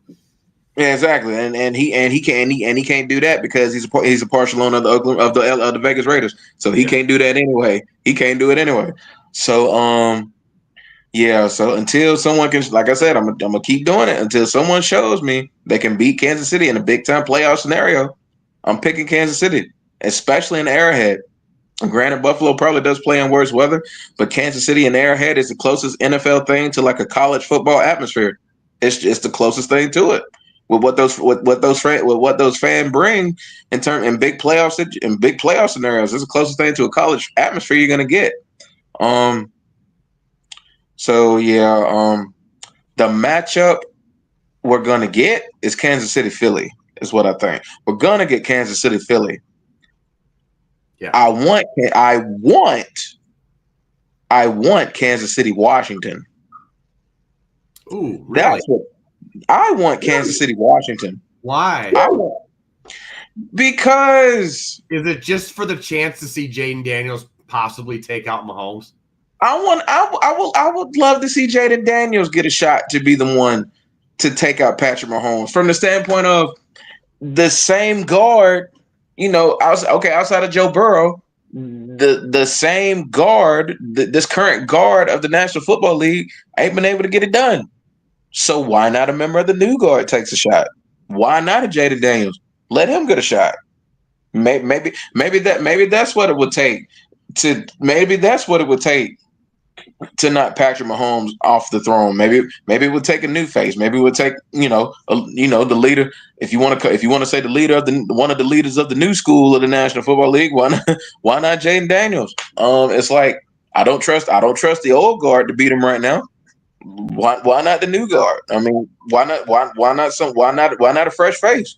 So the matchup I would love to see is Kansas City Washington. But I think we're going to get Kansas City. I'm picking Philadelphia to beat Washington. It's kind of like I picked Ohio State over Notre Dame because at the end of the day, Ohio State just had too many horses. Yeah. And I just think that's the same thing with the Philadelphia Eagles, particularly on the defensive side of the ball. I don't think they're going to allow the Washington Commanders to get away with a lot of the things that the Detroit Lions let them get away with. Now, granted, Detroit had injuries, but even still, Washington was able to have their way with the Detroit Lions defense. Throwing like through the air, on the ground, it didn't matter. Detroit couldn't do a thing. I think Philadelphia, particularly Vic Fangio, has pretty much seen it all as far as offensive schemes and everything. He's gonna have his guys ready to go, and I just don't think they're gonna make a lot of mistakes on defense that the Detroit Lions made. So the matchup I want is Kansas City, Washington, but I think the matchup we're gonna get is gonna be Kansas City and Philadelphia, whether we want it or not. I just think they're the two best teams in the league, and I just think it'll be only fitting that the two best teams in the league play each other for the right to call themselves Super Bowl champions. So I think it's gonna be Philly KC. I want KC Washington though.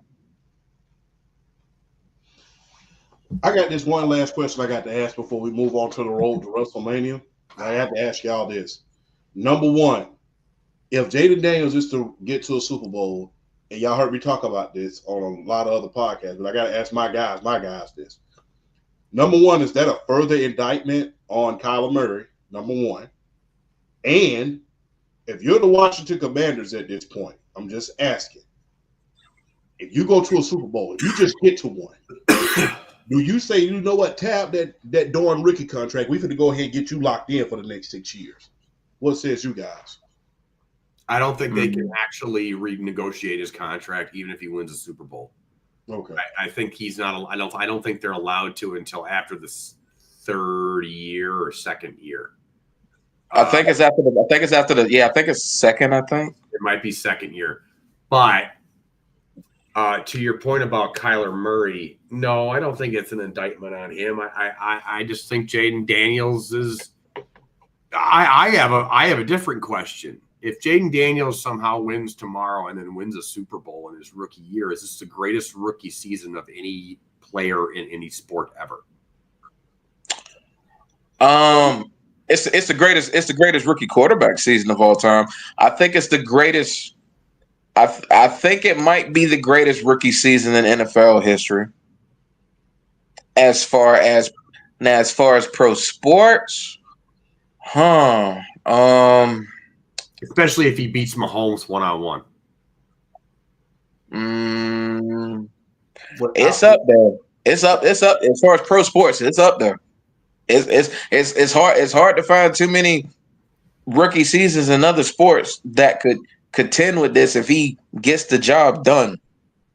To win a Super Bowl in your first year with a let's be honest, wasn't long ago a struggling franchise, to put it lightly, and to win one of the hardest, one of the hardest championships in sports, man, I'd have to look through the greatest rookie seasons ever in any sport, but that would have to be up there, especially if he beat the Chiefs. And another facet to this season that not a lot of people are talking about. If the Washington Commanders get this done, what would this mean for Dan Quinn as a head coach? Because we know what stench he still has on his back. Champ, you know exactly what I'm talking about. We know what stench. We know what stench Dan Quinn still has on him. So if Jaden Daniels wins this Super Bowl with Dan Quinn as a head coach, what this would mean for Dan Quinn is just my man. Like that exactly. That's like redemption to the highest order. So that's why I definitely think it's the greatest rookie NFL season of all time if he gets this done. Yeah, I'd have to research as far as like all time professional sports rookie seasons too. I'd have to research that too. But I'm almost assured. I think no matter what information we find, I think it's a top 5 in sports history lock. As far as rookie season, I think it's a top 5 lock. We'll have to double back on that. We'll have to research. We'll have to come back to this. Yeah. Yeah, because that is amazing. That's a hell of a question too. Yeah, it is a hell of a question because he's already the greatest rookie of all time as far as the NFL, if you ask me. Because the thing is, when you think about all of the rookies that have gone to AFC or NFC championships, you don't really think about them at first. You think about those stifling defenses that they had, the running game, and the guys at skill position that they had. Yep. Because the thing is, people talk about, well, Ben Roethlisberger. I mean, I'm just going to be real. We know what those Steelers were built on in 2004. Like that. Yeah, we know what those Steelers were built on. Yeah. And then Jerome Bettis has a resurgent type of year. He almost goes on a resurgent type of year. That offensive line was impeccable. Plus this was before Plexico left, so you had Antoine Randall, Plexico, and Hines Ward. So Heath Miller was your tight end. Yeah, Heath Miller was your tight end. Plus you had Alan Faneca as your guard. One of the best offensive lines you ever want to have. So when you think about that team, you think about what was built around that team. Tommy Maddox was just a weak link. Let's just be clear. When you think about that Mark Sanchez season, you think about that defense. You think about LaDaine Thomason and Thomas Jones. And you think about the weapons that they have on some of the weapons that they have on offense. When you think about Sean King, 1999, I mean, do you need to go any further than the Tampa Bay Bucks defense? And Ward Dunn and Mike Allstott behind him. Yes, WD-40. So, I mean, when you think about most rookies and when they go to NFC championships, you think about more so, hey, how they manage the game more so than coming out there just being game changers. And if this happens in his rookie year, I feel, you know what? I'm going to just be real. If this happens in his rookie year, I feel sorry for any quarterback that comes up behind him. I'm going to say that again. If Jaden Daniels goes to a Super Bowl this year, I feel sorry for any rookie quarterback that is drafted from here on in. Because the first thing that the media is going to bring up, look what Jaden Daniels did. Yeah. The only thing he had, because the thing is, let's just be clear. He had Scary Terry, Zach Ertz, and Brian Robinson and Austin Eckler. Their durability was in question a lot. Not to mention that offensive line, it scare you. I wouldn't even stand behind that. I'm on record saying that I thought that they would finish second in the NFC East. Yes, and I always thought that that team was a quarterback away of being a contender. No, but good playoff team, absolutely. Mm-hmm. And so far, I've been proven right. But I do agree with you that if he does make a Super Bowl, it sets up that another layer to the unrealistic expectations of quarterbacks. Yeah. And it's gonna be ugly. It's gonna get ugly because the thing is, the first thing they're gonna say, well, Jaden Daniels didn't have a lot of help coming into the season. He had Scary Terry and that's it. And that running back by committee. That's the first thing they're going to say. So I feel sorry if he's able to make it to a Super Bowl. If, let's say, the New York Giants get a hold of Shedeur Sanders and he doesn't do very good his first year, or even worse, if Caleb Williams doesn't at least go to the playoffs next year, you finna start hearing bust conversations. Oh, yeah. So whoever is playing quarterback at this point, especially from this previous draft class, they need to be crossing their fingers right about now, praying to God that, hey, I hope this guy don't make it to a Super Bowl, because if he does, that's going to be a hell of a lot of expectations on me. Not to mention this, I don't think we've talked about this a little bit more either. If he makes the Super Bowl, a lot of, and especially if, and that's a huge if he wins it, there's going to be a lot of indictment on the current guard. When you talk about Joe Burrow, when you talk about especially Lamar Jackson, when you talk about if Josh Allen doesn't get to the Super Bowl, it's going to be a lot of indictment on there. Okay, this is a rookie. He didn't have the help that you guys have. He didn't have the team chemistry. He came in right off the rip, won a Super Bowl. What the hell y'all doing? Y'all have had teams built around y'all. Y'all have had superstar players. Y'all have had Pro Bowl players, all-pro players. What are y'all doing? So if it's going to be a lot of questions asked, if that rookie, that magnificent guy from LSU, if he goes to a Super Bowl and possibly wins it. Another question you have to ask yourself is this. With all of these receivers and these quarterbacks, especially when you think about, Joe Burrow, Jamar Chase, Justin Jefferson, Clyde, Alex Hilaire, when you think about a lot of guys on the defensive side of the ball, when you think about Malik Neighbors, when you think about Roman, when you think about what's the other guy? Brian Thomas. When you think about Jaden Daniels and all of those guys, is LSU on the verge of passing the U at this point?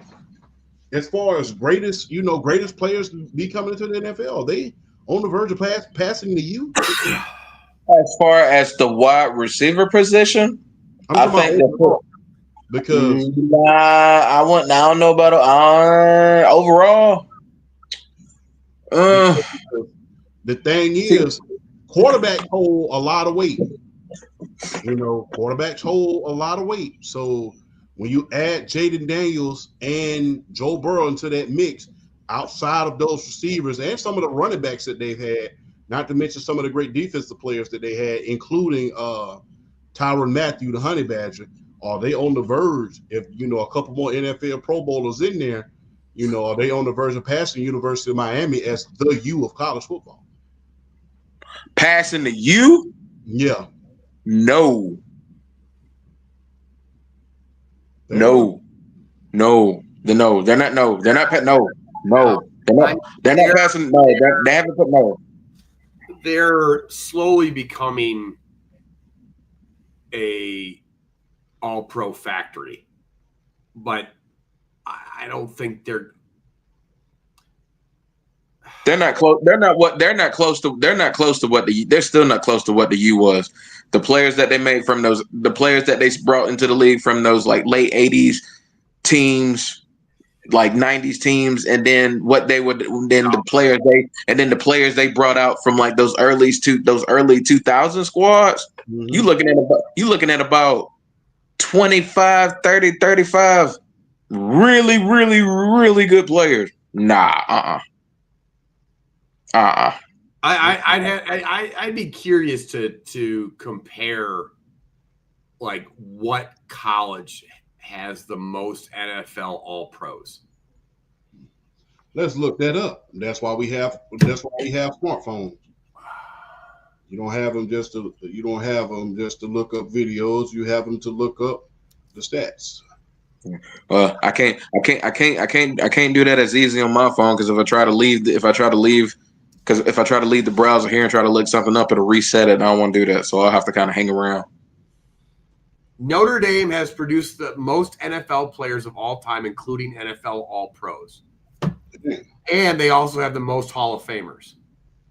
I can believe that. Second is USC, then Michigan, then Alabama, Yeah. and then the third most NFL players right now is ironically University of Georgia The third most, yes. right now. Okay. University of Georgia. I can believe that. So yeah, especially with the Philadelphia Bulldogs. But oh man. I think what makes the U special is just that 15-year span. Mm-hmm. I think that one team, I think the craziest stat is that 0-1 Miami team, I think. Mm-hmm. If they wouldn't have scored an offensive touchdown that year, they still would have gone 8-4. Damn. Like that's not right. That ain't fair. No. Like do you think they would have beaten that LSU team in 2019? Yes. Okay. Yeah. I think that Miami team was something, not just the talent, but like how nasty they were. Like there was two. Now don't get me wrong, Joe Burrow and that LSU team is something, whatever, but yeah, the only thing that it would have been interesting to see is because it would have been interesting to see that secondary take on, Jamar Chase and Justin Jefferson. That would have been a matchup for the ages. I don't think that that LSU could have won that battle in the trenches. I don't really think that because not against Vince Wilfork and those guys. The offense versus offense, it would have been interesting, but the main thing would have been, could Ken Dorsey outduel Joe Burrow? I think that would have been the greatest question of all, because for as good as Ken Dorsey was, he wasn't a Joe Burrow that was going to get you 60 touchdowns. But that would have been the most interesting part. Not to mention, man, I think, and I know the University of Miami had them beating the running game because you had Clinton Portis. Now the sad thing about that was he wasn't even supposed to be the starting running back that year. No, it was supposed to be Frank Gore was supposed to be starting running back. It was supposed to be Frank Gore. He tore his ACL, and Clinton Portis got the starting job, and look what happened. Yeah, and him and Najee Harris. So and so I think that would have been crazy, especially if Frank Gore wouldn't have got hurt. And the thing is, the same thing happened the very next year. They end up going back to the national championship with Willis McGahee because Frank Gore got hurt again. So how do you have Frank Gore, Clinton Portis, and Willis McGahee in the backfield at the same damn time? Well, didn't we say like Vince Wilfork was a backup on that team? Yeah, he was a backup on that team. He was backing up the other defensive tackle. I forget his name. Like, Vince Wilfork is a Hall of Famer. We can argue that all day, but he is a bona fide. He's a Hall of Famer. Did he get inducted already? Nah. Not yet. Oh no, not yet. That was Richard Seymour. I'm sorry. Yeah.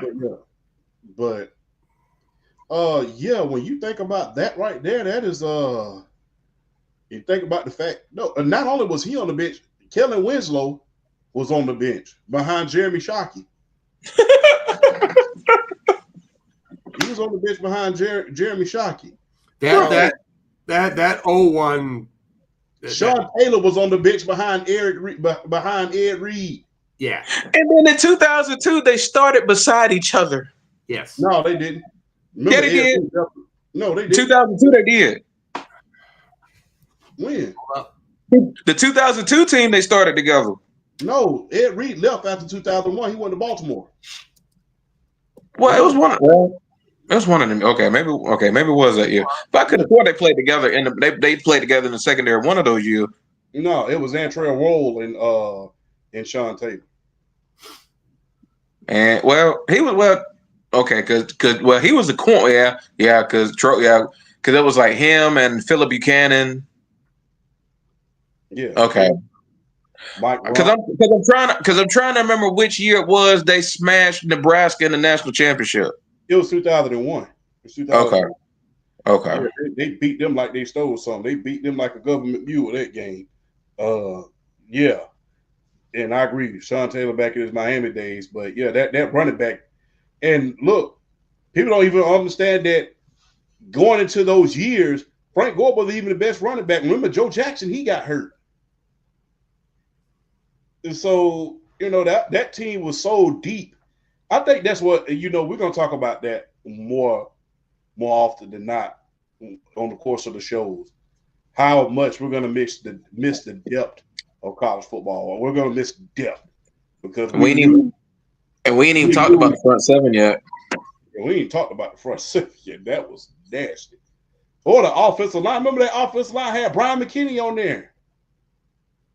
And and then a few years later, Eric Winston was on that offensive line.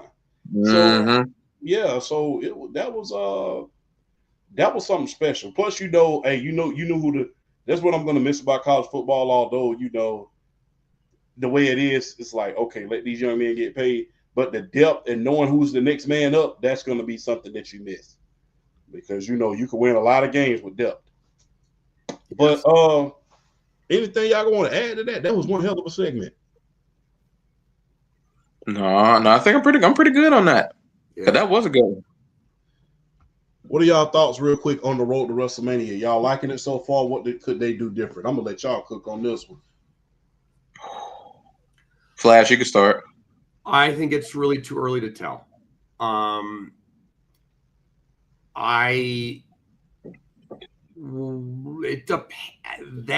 That Netflix on Raw really threw me for a loop.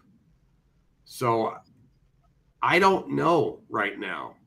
There's a lot of stuff in flux. There's been rumors that Alexa Bliss was supposed to come back a week ago, and contract negotiations fell through. They're advertising Charlotte Flair for the Rumble, which is real weird, instead of just letting the surprise happen. We still don't know I know The Rock made another promo on Netflix the night after on Netflix on NXT.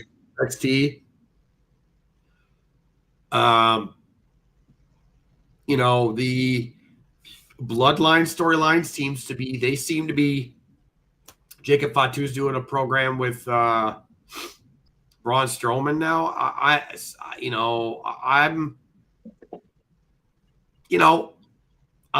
know. I don't know how I feel right now. I think that there is potential for a lot of good. But there's rumors of them wanting to set up Rhea Ripley and Bianca Belair, which they need to ramp up Bianca Belair's character if they want to make that match as big as they think it is. Mm-hmm. Bianca has been kind of in purgatory right now with the Jade thing, and right now she's just kind of like just there. She's not. So there's that.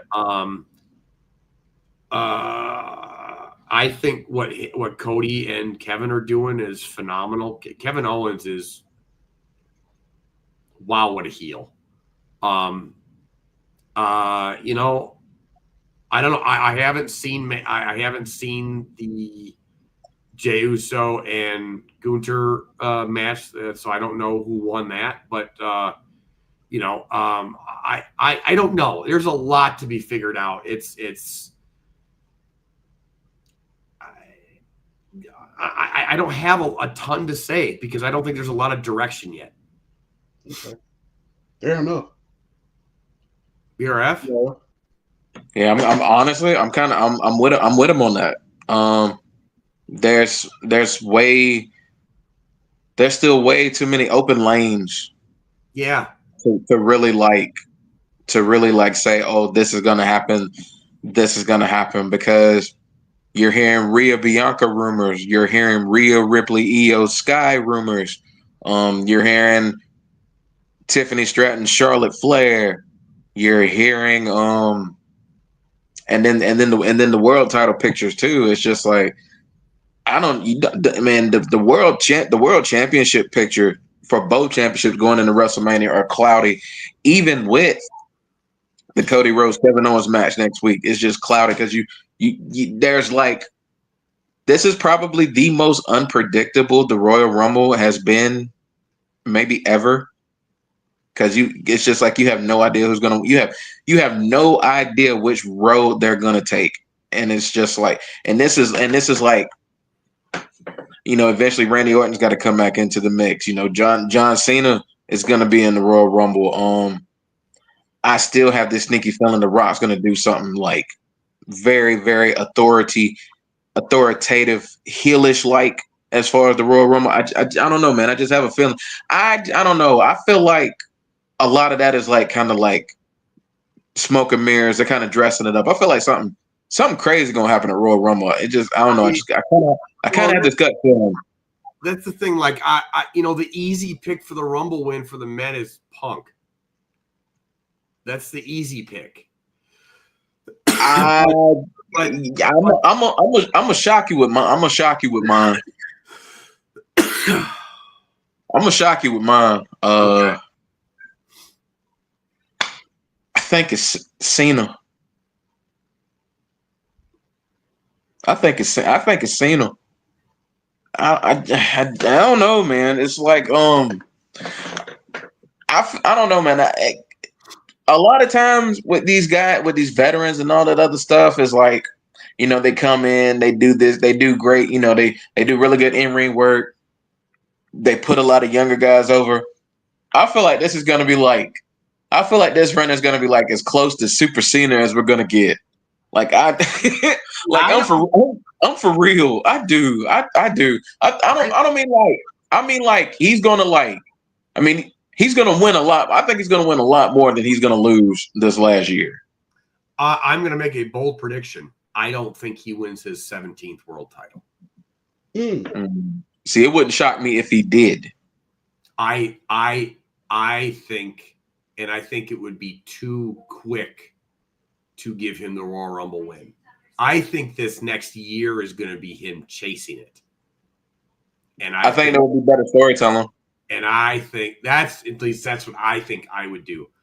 I think I think Orton's comes back, and I think Orton and Cena is Cena's last WrestleMania match, and I think Orton comes back and screws him out of the win, out of the Royal Rumble win. I think he's the one that eliminates him.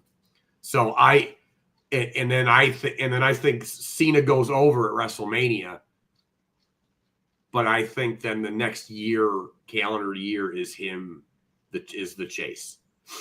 And that's to do it, because I just watched the end of it. Gunther did retain. I don't see Gunther and Cena at WrestleMania. Oh, it'd be Cena and Cody. Then it would be Cena and Cody for me. That'll be nasty. I got a question. Do you think Gunther's ready to headline WrestleMania? No. I don't As a heel, I think so, depending on what you think so. I know he's not. He's not. Which is why honestly, I'm shocked they let him keep the championship. I'm shocked. I think he is. I think he can give us one of those long drag out type of matches. It's not no. The match, see, champ. The match quality. I ain't worried about with Gunther. It's the PR. It's actually promoting the match. It's making you believe what we about to get. I know when we get there, he gonna deliver. But it's like when he was Intercontinental Champion, his promos were so much better than what they've been with him as World Heavyweight Champion so far. It feels like they haven't known what to do with him since he won the world title. Right. Something feels off, and I don't know. I was talking about this with my roommate. The problem is they booked him into a corner. So booking him as an Intercontinental Champion in that run, you made him this unbeatable opponent, essentially. That's what he's the ring general. He's the heel that doesn't need to cheat. And then so then he loses to Sammy, which somebody's got to beat him. But you have him win the world title, and then you have him go through this weird, he's questioning himself with Damian Priest, and then and now they're trying to reestablish him as the ring general, and something's missing. And I don't know. Is it like the Goldberg effect? It's like, he finally lost the streak. He finally gets the world heavyweight title, and it's like, damn, you don't have anybody to feed to him anymore. But even with Goldberg, when he lost the streak, Goldberg was still a big enough superstar at the time that he could still carry that weight, even without having the streak. Gunther, as good as he is, he ain't on that level. No, and that's the thing. Do you sell a world title match between him and Punk? Like, is that really what one of your night wrestling? Like, if you're CM Punk and you're going to finally main event WrestleMania, is that who you're really going to go against? Is Gunther? No. I think I'll say this though. I think from a promo standpoint, I'll say this though. I think Gunther could step it up for CM Punk because he would have no choice but to. He would have no choice but to, because we know what CM Punk is still capable of on the mic. We know CM Punk is still one of the best in the world when it comes to his mic work. Gunther would have to step up his mic work because he'd have no choice. So that's why I'm like, I don't know. There's too many open roads. There's too many open lanes. They're just, it's like I hope we get a better understanding and a better idea after we know who wins both Rumbles. And that was the point that I was going to make. Sorry. You keep going. No, you're good. No, you're fine. No, after we get the winners of the respective matches, then we'll have an understanding, because then it'll be easier to try to guess, because like then you got the Elimination Chamber, and then you got to decide, okay, so this person won, so we have a good understanding they're gonna pick this champion. So now they're going into the Elimination Chamber matches, or like having to decide who's going to challenge for the other show's championship. So it's like we'll have a better understanding after the Royal Rumble. At least that's what we hope. I just because sometimes it don't happen much, but sometimes we get the Royal Rumble winner and it's still like, okay, this ain't solved nothing. I hope this solves a few questions once we get whoever wins both Rumbles. Yeah, I think that's the thing. I think we have a way better idea after the Rumble. So that's the thing. I think that's where our yeah, I agree. And going into the last segment, I've been waiting on this because you guys are the baseball guys. Y'all know baseball like the back of y'all hand, especially the BRF Flash. Y'all teach me a lot about baseball every time y'all talk, and I take notes on it. That's like I'm because I'm kind of taking it. Look, the Hall of Fame list just came out not too long ago, and apparently Mariano Rivera was the only superstar to make it to the Hall of Fame unanimously. And I'm like, wait a minute. Like, because I think it takes like 70. You get in with 75% of the vote. Okay, so yeah. And plus, not to mention, Andrew Jones didn't make it in this year either. And he has just as many gold gloves as Carlos Beltran. I don't think he has that many years left on the ballot either, which I think is crazy. Yeah. Because it's not like the NFL, they don't keep putting you on the ballot after so many years, you out of there. So I gotta ask y'all something, man. What's up with the Baseball Hall of Fame and this Corrupt Writers Association? BRF, you have the floor. Well, before I really get into it, one thing I gotta say, someone posted a tweet on this, and look, the fact that Ichiro Suzuki was not a unanimous Hall of Famer, and the fact that Kenny Lofton was a one and done is a joke. Kenny Lofton's only year of Hall of Fame eligibility, he only got 3.2% of the vote. That's a joke. That was a joke to me. But yeah, like I don't know what these voters are thinking about as far as like their vote. It's like a popularity contest. It's like a lot of favoritism.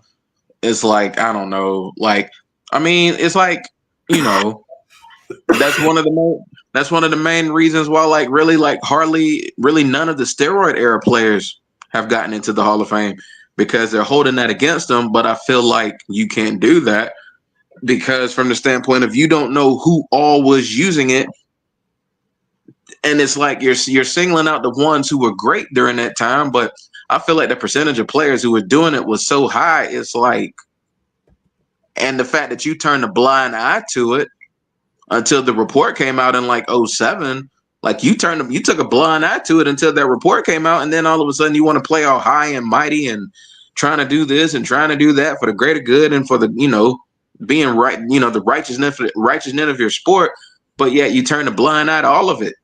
You turn the blind eye to all of it, because the steroid era, that era of baseball was the greatest era of baseball in terms of the players, the names, the marketability, the ratings, just everything was just that was peak Major League Baseball.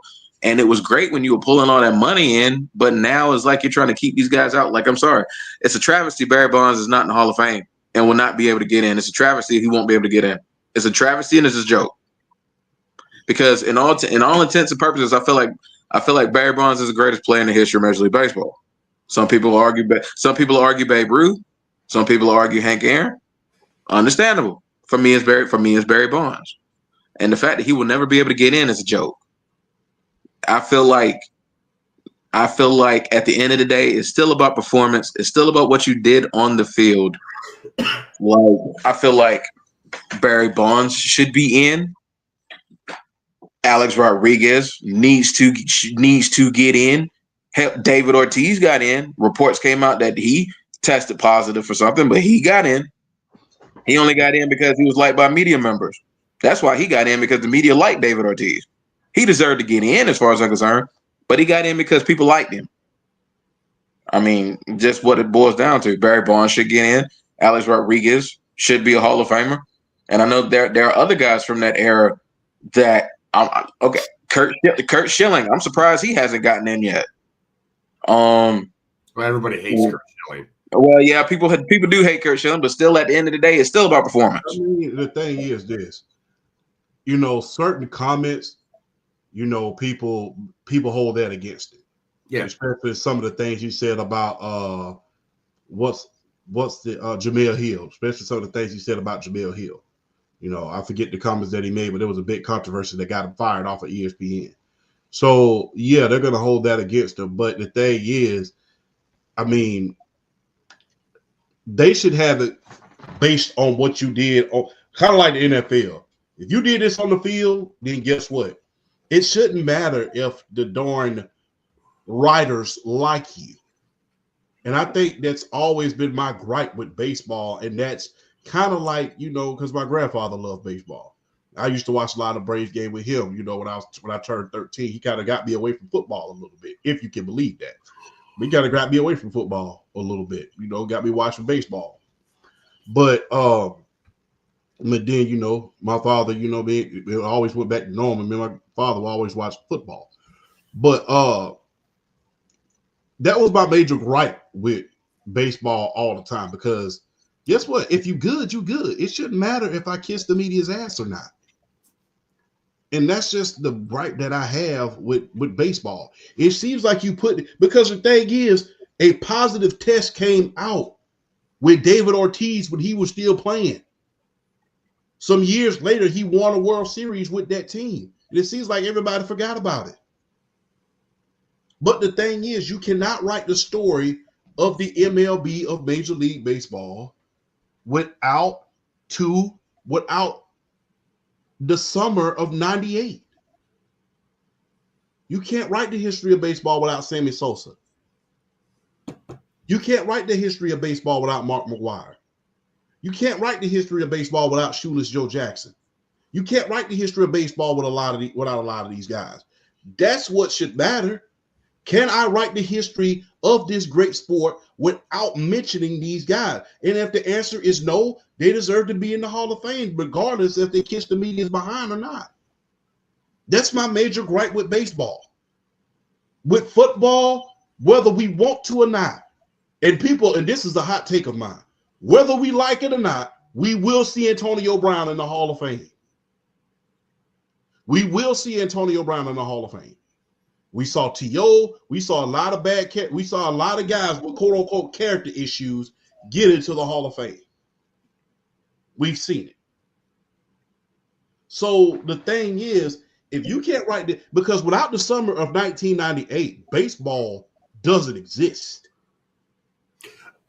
Without that home run year was so epic. My teacher, Mr. Weeks, I'll never forget his name. I was in 5th grade.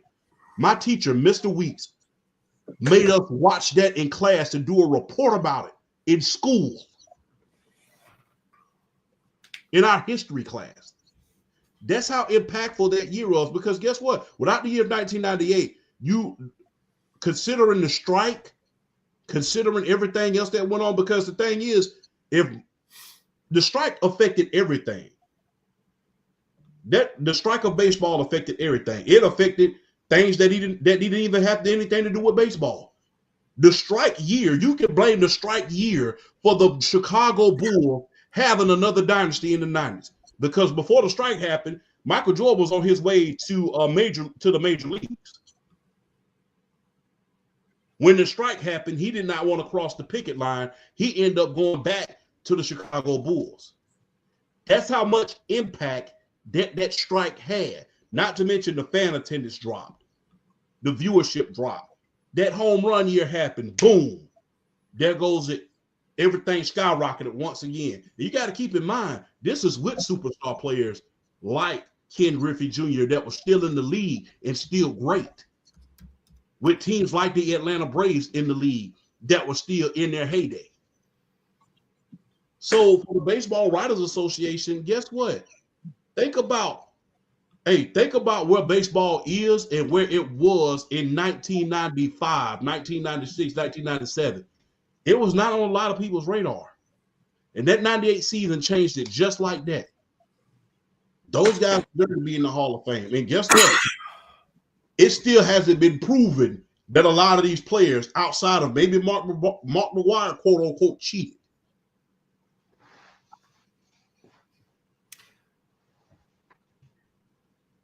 You guys aren't going to like my answer. As much as I think that some of the Baseball Hall of Fame voting is either ridiculous or silly when it comes to a little bit of, media bias when it comes to whether they like somebody or not. Mm-hmm. And you could argue about the hypocrisy when it comes to everybody turned a blind eye to the steroid era. Yes. It wasn't just the voters. All of media did, like fans did. Everybody turned a blind eye. But what if I was to tell you that the Major League Baseball Hall of Fame voting process is one of the last ones that have a high standard and they've kept it that way? We have talked before. I have talked before on the show about it. In my opinion, the Hall of Fame, if you are to get to the Hall of Fame, you are at some point you need to be the best player at your position for an X amount of time. Okay. Yeah. And we talked about players, Barry Bonds, Curt Schilling, Mark McGwire, all of them at some point, especially Barry Bonds, was the best at their position. You could argue that Barry Bonds was already the best player in the league, even pre-steroids. Okay. None of that is in dispute. But I do feel that regardless of whether people turned a blind eye to the steroid era, players still cheated. And yes, there have been accusations against Big Papi, but all the players from that era, they have pretty much held to the same standard. Whether you're Barry Bonds or Mark McGwire, if you cheated, you are not allowed in. Now, whether that's right or wrong, I've gone back and forth on that myself. I'm at the point where I just go, I think all these guys should be in too. But let's be honest, they have a high standard. You go back to Shoeless Joe Jackson. Yes, there's no proof that he actually, threw baseball games. Pete Rose, we could argue that he deserves to be in the Hall of Fame regardless, but dude bet on his team. And there's a different purity to baseball than any other sport. There's a different snobbery to it than any other sport, because there's no other sport in America that at a young age, at a young kid, that is romanticized like baseball is.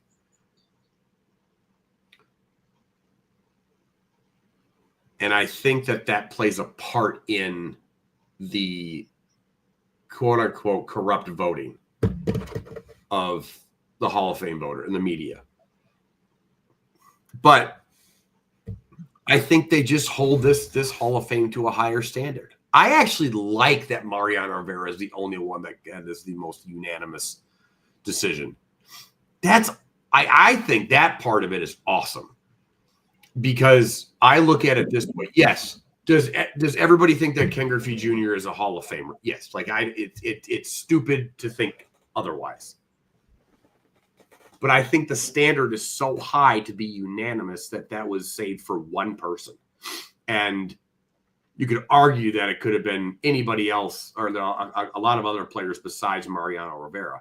But there's no debate on who's the best closer of all time. It's him. So I don't know. I like their standards. Does it have issues? Yes, I do think it is. I think the NFL takes out what you did in your personal life. Yes, I do, and I do like that. It's what you did on the field. But I also think some of the NFL voting is a little flawed as well. So I just like the high standards that that Major League Baseball has kept with voting in people. The steroid era is always going to be a tricky subject. As much as we love that home run chase, as much as we love everything about that era, it's still marred in controversy. So that's kind of my slight hot take on it, is I like the high standards that they've kept when it comes to the Baseball Hall of Fame. That's fair. That is fair. No, that is very fair. That's fair. That's very fair. And I didn't really think about it in that fashion. And that is why I'm glad I got two of the greatest minds in sports right about now, in the form of you guys, not to mention PSP and a lot of the other content creators. Brandon from the Block, shout out to him. He just joined us. Chosen League, shout out to him. Real Takes Over Fake Debates. Shout out to all of them. So I'm glad to be able to work with two of the greatest sports minds ever. And look, I will say this, and then we'll end the show. It's great that people can come on the show with two different opinions, and it never gets heated. It's great, and I think we need more of that, especially in this climate that we live in right now. But, however, I do digress. On that note, man, that concludes the Undisputed GOAT podcast, man. Hey, it was good to have the Flash Man back, man. My guy's back, man. Like Cam Newton used to say when Greg Olsen got injured, man. Wait till I get my dog back. Wait till I get my dog back, man. I was excited all week. Like, we're going to have a little dramatic return. I wish I had some theme music so we could kind of have brought you in on that, man. So, have some theme music or something, man. It's great to have you back, man. Look, continue to get better, man, and stay your ass out that weather, because I've been in the house all day. I ain't going outside. That is not gonna happen in this. I spent my morning and afternoon in a hockey rink, so I got no such luck. So and it's 29 degrees outside. I'm definitely not going outside in the morning. So so hey man, let the guys know where to follow you guys is at, man. Let them know. You can still follow me at Flash22. TikTok is still alive and kicking.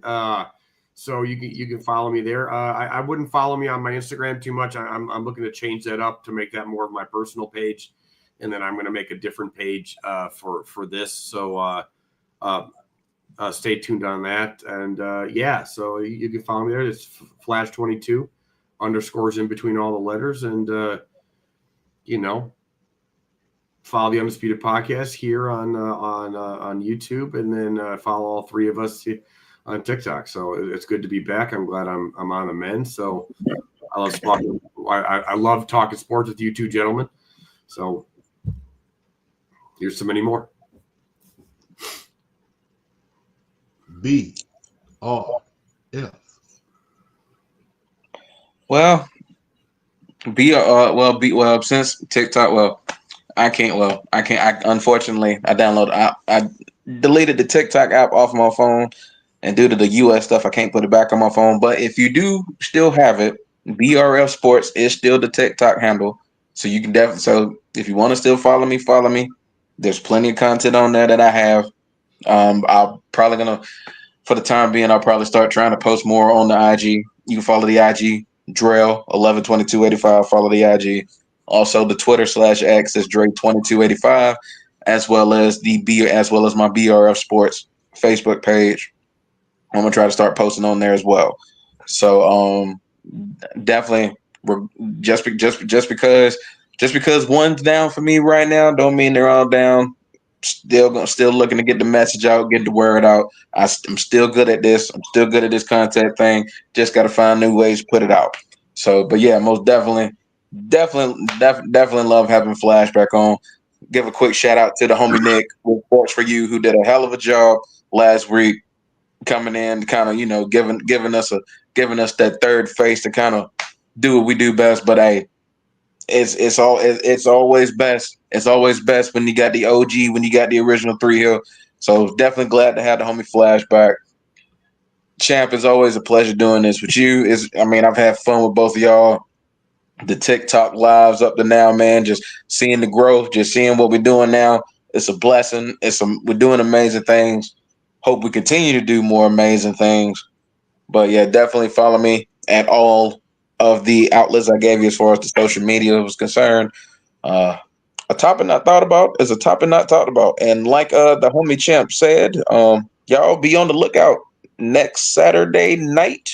Shout out to John, shout out to Trail, shout out to Nick. Sports for You podcast, Royal Rumble collaboration show. The show starts at 6 next Saturday, and we will be doing a collab with the homies. So y'all definitely stop by, check that out. Y'all peep that. We're gonna have a blast next week. So much love to everybody. We love all y'all. Thank y'all for the support. And we're gonna continue to keep this bad boy running. It always feels good to have the big three back and whole. And we're going to keep bringing it to y'all. Another milestone I want to point out to y'all. On this day, very day last year, this was the first show that we did. Ooh. This is the anniversary of the Undisputed GOAT podcast. Wait, you say let's go. This is the 1 year anniversary. This time last year, nice. The first show. Let's go. Let's go. So, this is the 1 year anniversary of it, man. Thus far, over 130 subscribers at this point. We're only going to get better, man. Going to pick up on the promotion of the site and everything like that. Going to bring a lot of bells and whistles to the page so we can attract more fans. If you have not already liked and subscribe, like and subscribe. We really appreciate all the support, all the love. And look, to be here a year later, just going to be real. I wasn't really sure I was going to do a podcast. I was going to stick to TikTok. But through the grace of God and teaming up with these gentlemen, because, hey, it's nothing like stability. Having it's nothing like stability in your shows and knowing who's going to be there. And I know that these two men are the most reliable people that I know. So as far as the show business is concerned, and as far as real life is concerned. So I know that every week, unless the sky falls, in the case of last week with Flash, then because hey, say what you will, Flash has done the show sick before. Yeah, So I'll put it this way: like I had to have my ex-wife drive from Madison to Jackson, where I live, to pick up our daughter because. Yeah. Just to give you an idea, I know you guys are from Georgia. That's like a hour and a half, 2 hour drive because I couldn't meet her halfway because I couldn't get out of bed. Yeah. So knowing how reliable Flash is, how reliable BRF is, hey, we've all done shows sick. Hey, sometimes, when you see me turn off this camera, sometimes it ain't because you trying to take a break. Sometimes it's like, and then you trying to come back, then you got to bring yourself back to life. So this stuff is not easy. So having these two reliable gentlemen around me right now, and when we go into the next milestones, it's impeccable and great to have this around. And I appreciate all of y'all's hard work, from helping with the promotion, posting with the videos, and that YouTube promotion that you did was off the charts. I love that, man. And you put the original theme song on there as well, so that was off the charts. So big up. Because like since I can't get to the TikTok right now, I'm probably gonna start making more use of the YouTube page. I'm probably gonna try to start really I'm gonna start posting a little more, but doing more shorts and everything like I did today to not only promote my page, but most definitely to promote the podcast as well. So expect that more as the weeks progress. That way get it out there. Hey, we all, at the end of the day, as much as we appreciate doing this, we also still want to get some out of this at the end of the day. We want this to blow up. So best believe we gonna keep getting it out there.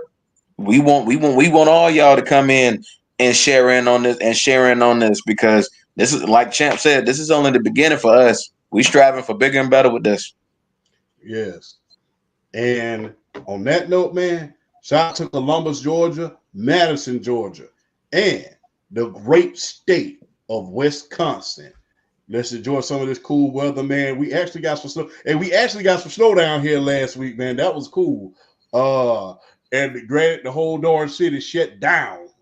So, because we ain't got no salt trucks down here. I know you don't. We ain't got no salt trucks. So the road, when it snow, you just it's stuck.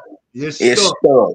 So that's why we have old sayings down here when it comes to the snow, but we would take that off the air. But on that note, good to be with the Big Three once again. We will see you next week on the collaboration show with the Sports for You podcast with Mr. Watson, Nick Freeze, and Trail. But till that time, peace be unto you, and look out for each other. Love one another.